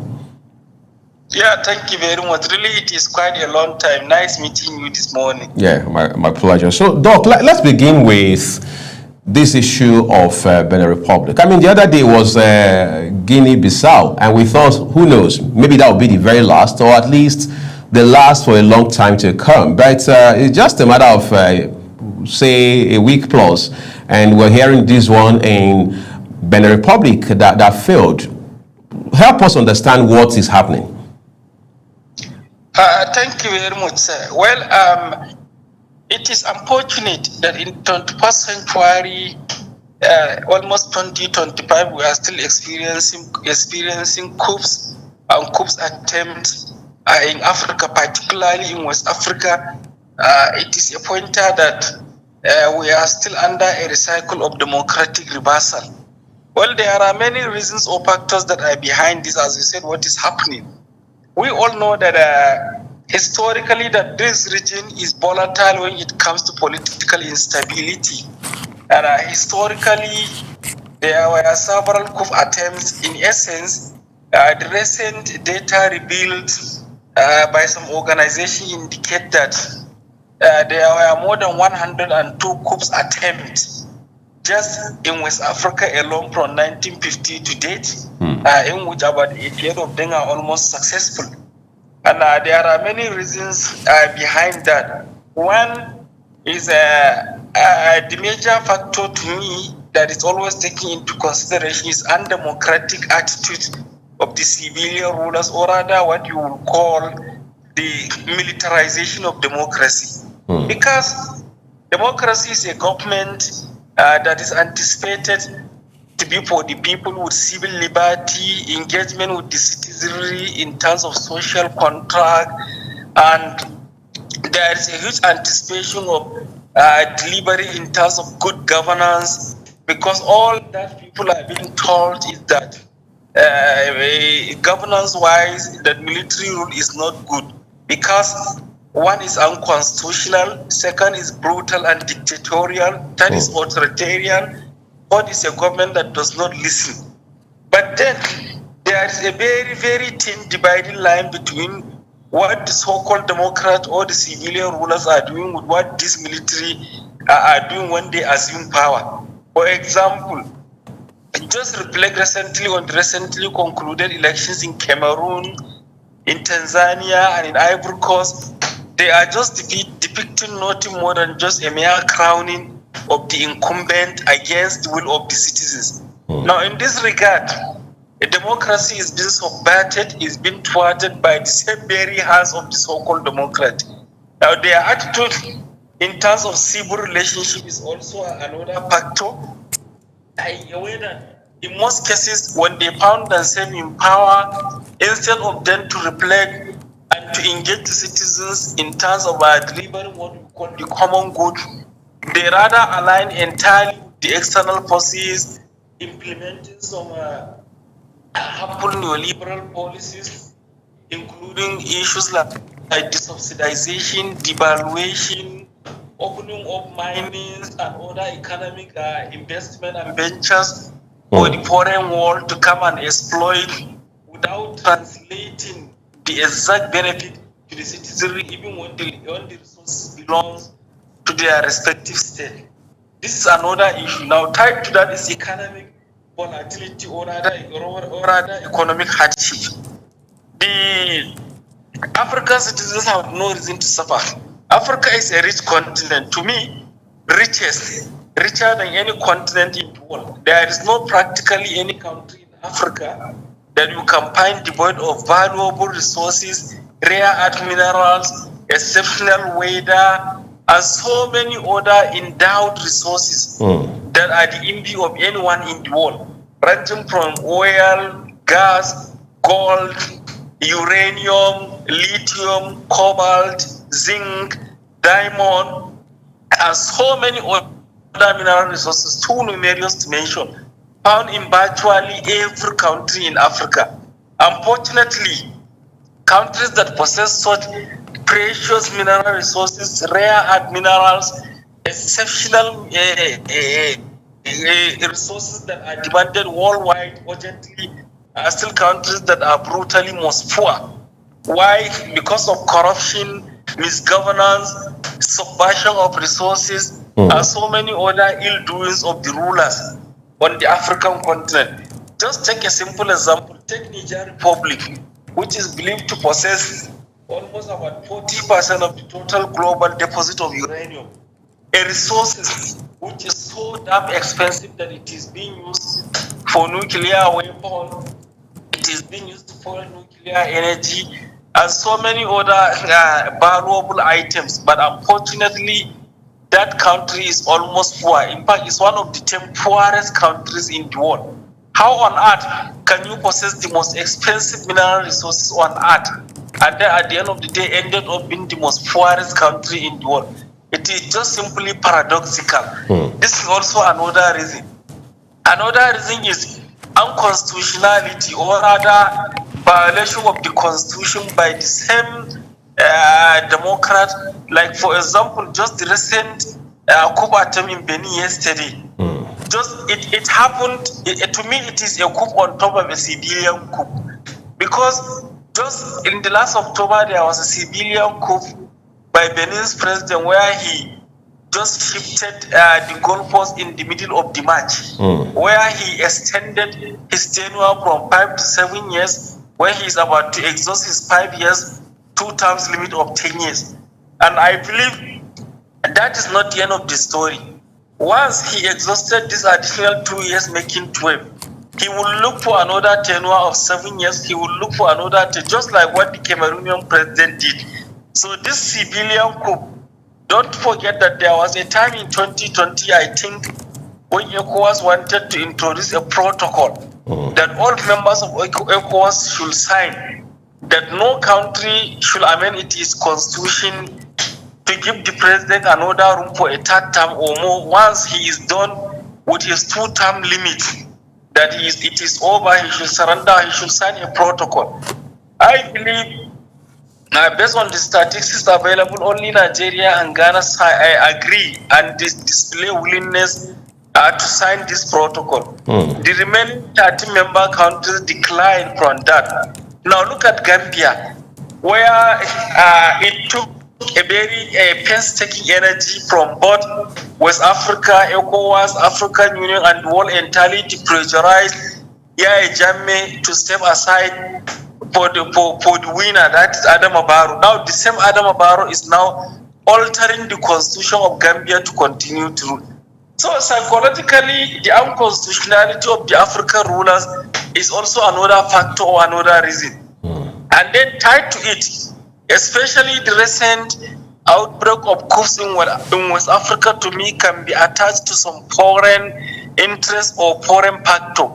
And that to me has to do with, it is a kind of a rebellion against the French excessive domination of Francophone West Africa. Because if you look at the countries where the coups are taking place, so far since the year 2020, no Anglophone country is affected. In other words, no country colonized by England was able experience this same coup attempt or successful coup on the continent. All of them starting from Chad to Niger, Mali, Burkina Faso, Guinea, Gabon, now Benin Republic, and all of them are Francophone West African or Central African countries. Now the question that we should ask ourselves is, why only Francophone West African countries? There is a foreign connection. I think in order to establish that, we need to understand the difference between French colonialism and British colonialism. In the case of British, what they did is normally indirect rule, a situation whereby they allow flexibility.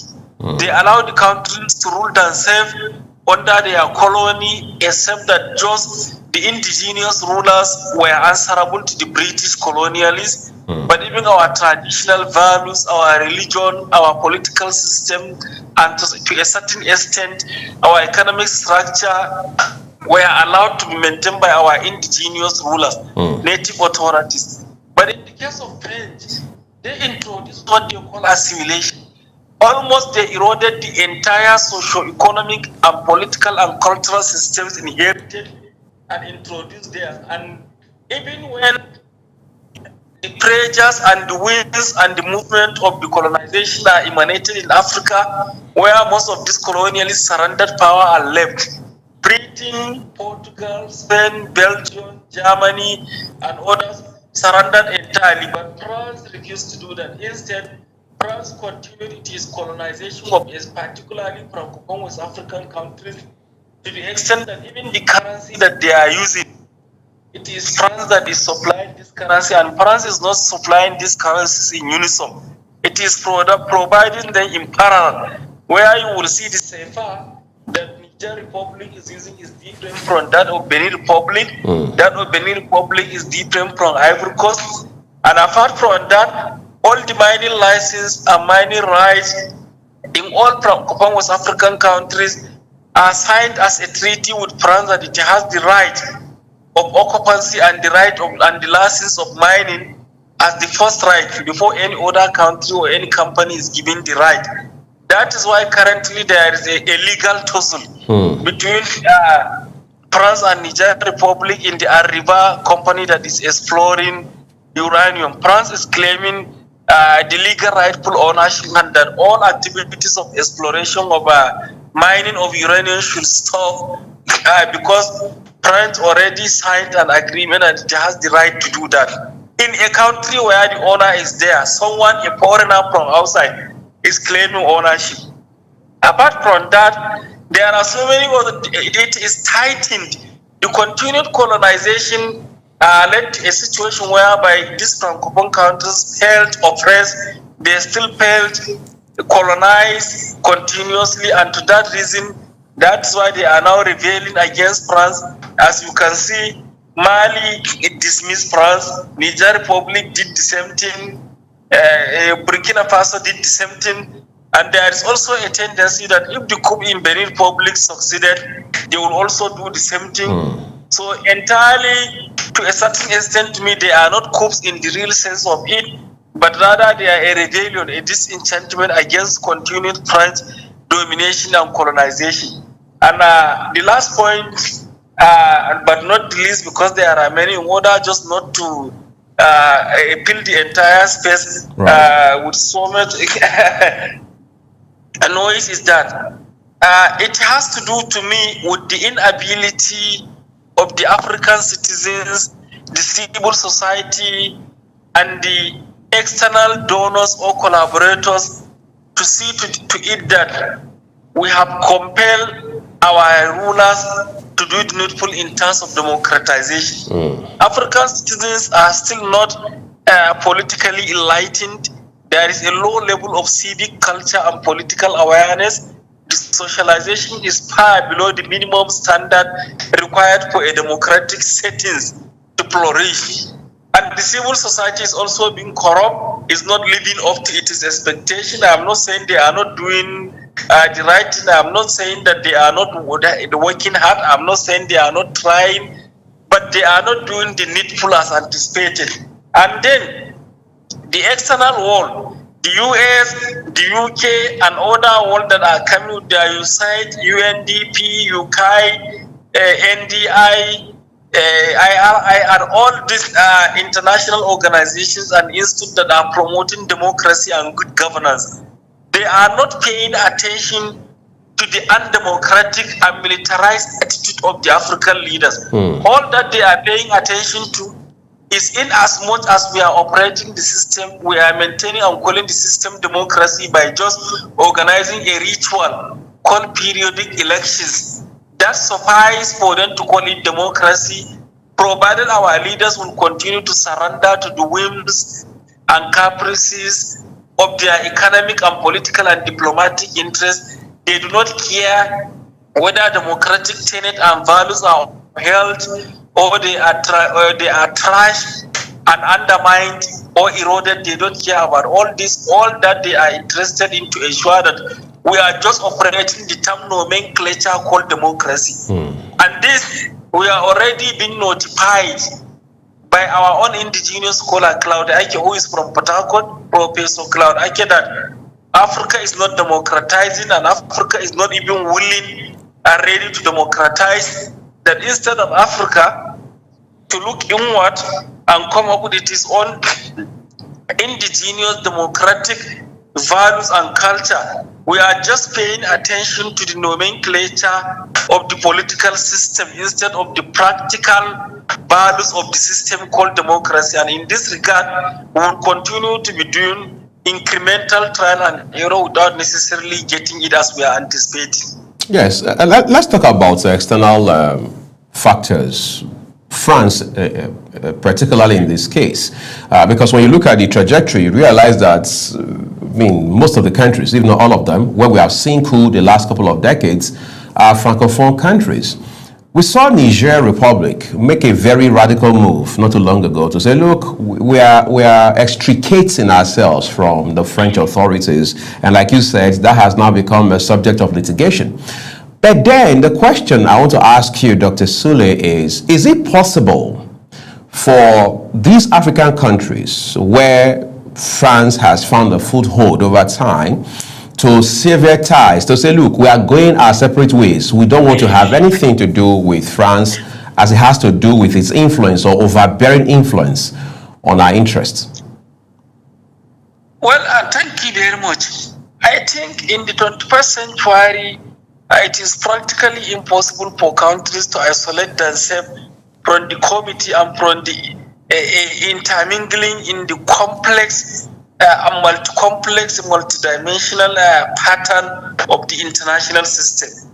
I am not in support of the countries to say that we will entirely sever ties with either France or any country. Rather, what we need to do is to recall for a reconsideration of the relationship. Just to call for a reconsideration of it in such a way that it will be mutual, it will be respectful, it will be reciprocal. We should respect the sovereignty, the economic dignity, the political viability, and the socio-economic attitudes and values of each other. I think if we do that, that should be okay, that should be enough. In other words, what Niger and other countries did, I think, is too harsh, too radical diplomatically. But if France is not willing to play system, I think what they did is the best. Why? Simply because you cannot continue to exploit our resources, disrespect us, and continue in an asymmetrical economic and political relationship with us. And even when we draw your attention to that, you are not willing or ready to do that. So to me, a diplomatic approach is the best. It is not possible to say that, because, for example, look at what happened. When Niger did that, Mali and Burkina Faso did. Nigeria, the immediate neighbor of Niger, Mali and Burkina Faso, embarrassed France. So in a situation where even if you say bad tie with someone, your immediate neighbor will embarrass him. You are not secured. The relationship is still there because in one way or the other, your neighbor will continue to influence you, and that person will continue to influence you through your neighbor. In this way, it is better to just use, if I were them, we'll use the platform of ECOWAS to call for a common cause. And what is that common cause? Is for them to call to order the overbearing, excessive influence of France or any other foreign country on our land and our resources and our politics, and instead demand for a mutual consensus, demand for reciprocated relationship in such a way that you give me, I give you. If it is my resources, we negotiate instead of you just to take it. I think that is the best thing to do. Because that relationship is now causing more pressure, is causing more sufferings, is causing more untold hardship to both France and the countries that are doing that. No one is getting. Otherwise, it is a loss-loss, not a win-win. So I don't think it's a wise decision. And now you talk about ECOWAS, I mean, using it as a platform or maybe under special circumstances such as this, as a special purpose vehicle. I've spoken with experts like yourself, I mean scholars like you, who say that it will appear ECOWAS, the African Union, and such similar multilateral institutions or entities have overstayed their welcome, because in their reckoning, these entities no longer seem to be aligned with today's reality. Does that give you any concern, Dr. Sule? Yes, honestly, they are not by themselves doing the needful. For example, now look at the European Union. They have now able to almost collapse the European boundaries economically and politically. Look at the NAFTA, North American Free Trade Association. They also did the same thing. Look at the Asian Association of Southeast Asian Countries. They did the same thing. Look at the Gulf countries in the Middle East. They did the same thing. Almost all parts of the world are where there is what we call economic and political readiness. They succeeded in overcoming the barriers of national boundaries politically and economically. But in the ECOWAS sub-region, it is still a problem. You cannot go to Benin Republic or Ivory Coast or any of these countries without your passport. In some instances, without giving a visa for you to enter. And one of the main purposes of establishing ECOWAS is to ensure a free movement of goods and services among the member states. Now, where is that objective since 1975? Almost more than 40 years now, or almost we are heading toward 40 years to say, or 45 years. Where is that objective? The second one is economic cooperation and partnership. Unfortunately, to give you the statistics, more than 75% of the total volume of import and export among the ECOWAS members is external, not with the ECOWAS members. For example, take Nigeria, which constitutes almost 70% of the total population of ECOWAS, because the ECOWAS sub-region is almost having about almost 600 to 700 million in terms of population. I mean, less than that. In fact, Nigeria is 75% of the total population of ECOWAS sub-region. Unfortunately, more than 75% of Nigeria's export in terms of crude oil and other foreign exchange is with countries that are outside the ECOWAS sub-region. And more than 75% of Nigeria's import, which are coming from China, India, South Africa, Europe, and other parts of the world, are also outside the ECOWAS sub-region. The same applies to other members. Now, where is that economic objective since almost 45 years back? Where was ECOWAS looking at impact? According to some scholars, it has become what we call a toothless dog, a dog that cannot bark, just a mere impact. Any scholar that you discuss with, I believe, will only tell you that the area that you need to give credit to ECOWAS is only in terms of security, regionalism, or even that one, it was in the past. That was when there was insecurity in Liberia, Sierra Leone, and Ivory Coast, where they formed what they call the Economic Community Monitoring Group, that multinational joint task force that was able to restore peace and cope the civil war in Liberia, Sierra Leone, and Ivory Coast. I think that was the main breakthrough or achievement of the ECOWAS. But in terms of economic and political objectives, ECOWAS practically achieved nothing except what rather we would call just collectivization of conflict, collectivization of crisis, collectivization of poverty, and collectivization of insurmountable obstacles. Because all the countries are coming up collectively with their various problems that are defining solutions, and then they are merging them together. Nigeria now, which is almost the giant that ECOWAS members are looking up to, has now turned into a shred of itself, bedeviled with multidimensional insecurity, corruption, poverty, joblessness, and other socio-economic and political malaise or backwardness, which are now the country is battling with itself, calculus of how to support other countries to see the way out. And look at their effort or attempt at the eco currency, which was also unsuccessful. So ECOWAS, to me, also need to be reshaped, need to take a new shape, need to look into its structure, its role, its operation, its purpose of existence, and chart a roadmap toward a better ECOWAS for better West African countries. I'd like to say a big thank you to you, Dr.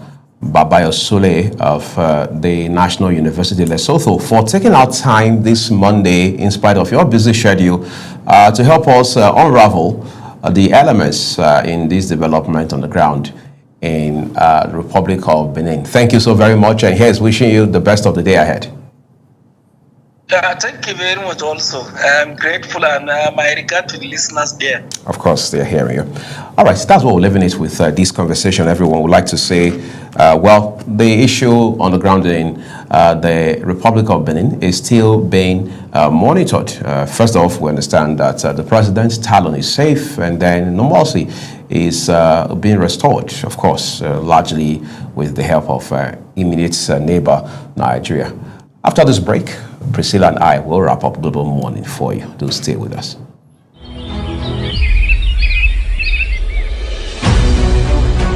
Global Morning is your top morning show here on Global Television. We bring you fresh news updates daily while delving into a variety of current affairs and topics. And at the same time, keeping you well informed about important events, both national and international. Global Morning serves as a valuable source of information, helping viewers like you start your day well informed. Stay connected from Monday through Sunday to a wide range of latest news making rounds on Global Morning. What's your problem? We're on the road to protest. The president meets all of our demands.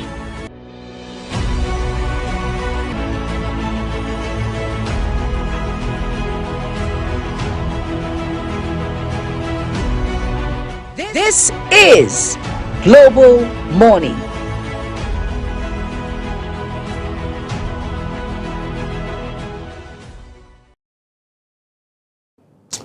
All right, so if you would ever, and I hope you don't, forget anything about today's show, is the fact that we need to be AI ready for the future, which of course has started. Again, that will drive to a very, very large extent job opportunity, wealth creation, and an entirely new thinking away from where we've been or where we're coming from the entire time. And second, to understand that Africa must take some very strategic and aggressive steps to move away from where it is today, especially for those of us who followed the conversation I just had with Dr. Babayo Sule. Well, that's what we're leaving the program today. As always, remember that the views of our guests across all the programs here on Global Television, including here on Global Morning, are the opinions of all of our guests, and would like to say a big thank you to them for sharing their thoughts with us on the program. I am Uyi Agmofwegbe. And I am Priscilla Obasi, wishing you a beautiful day ahead.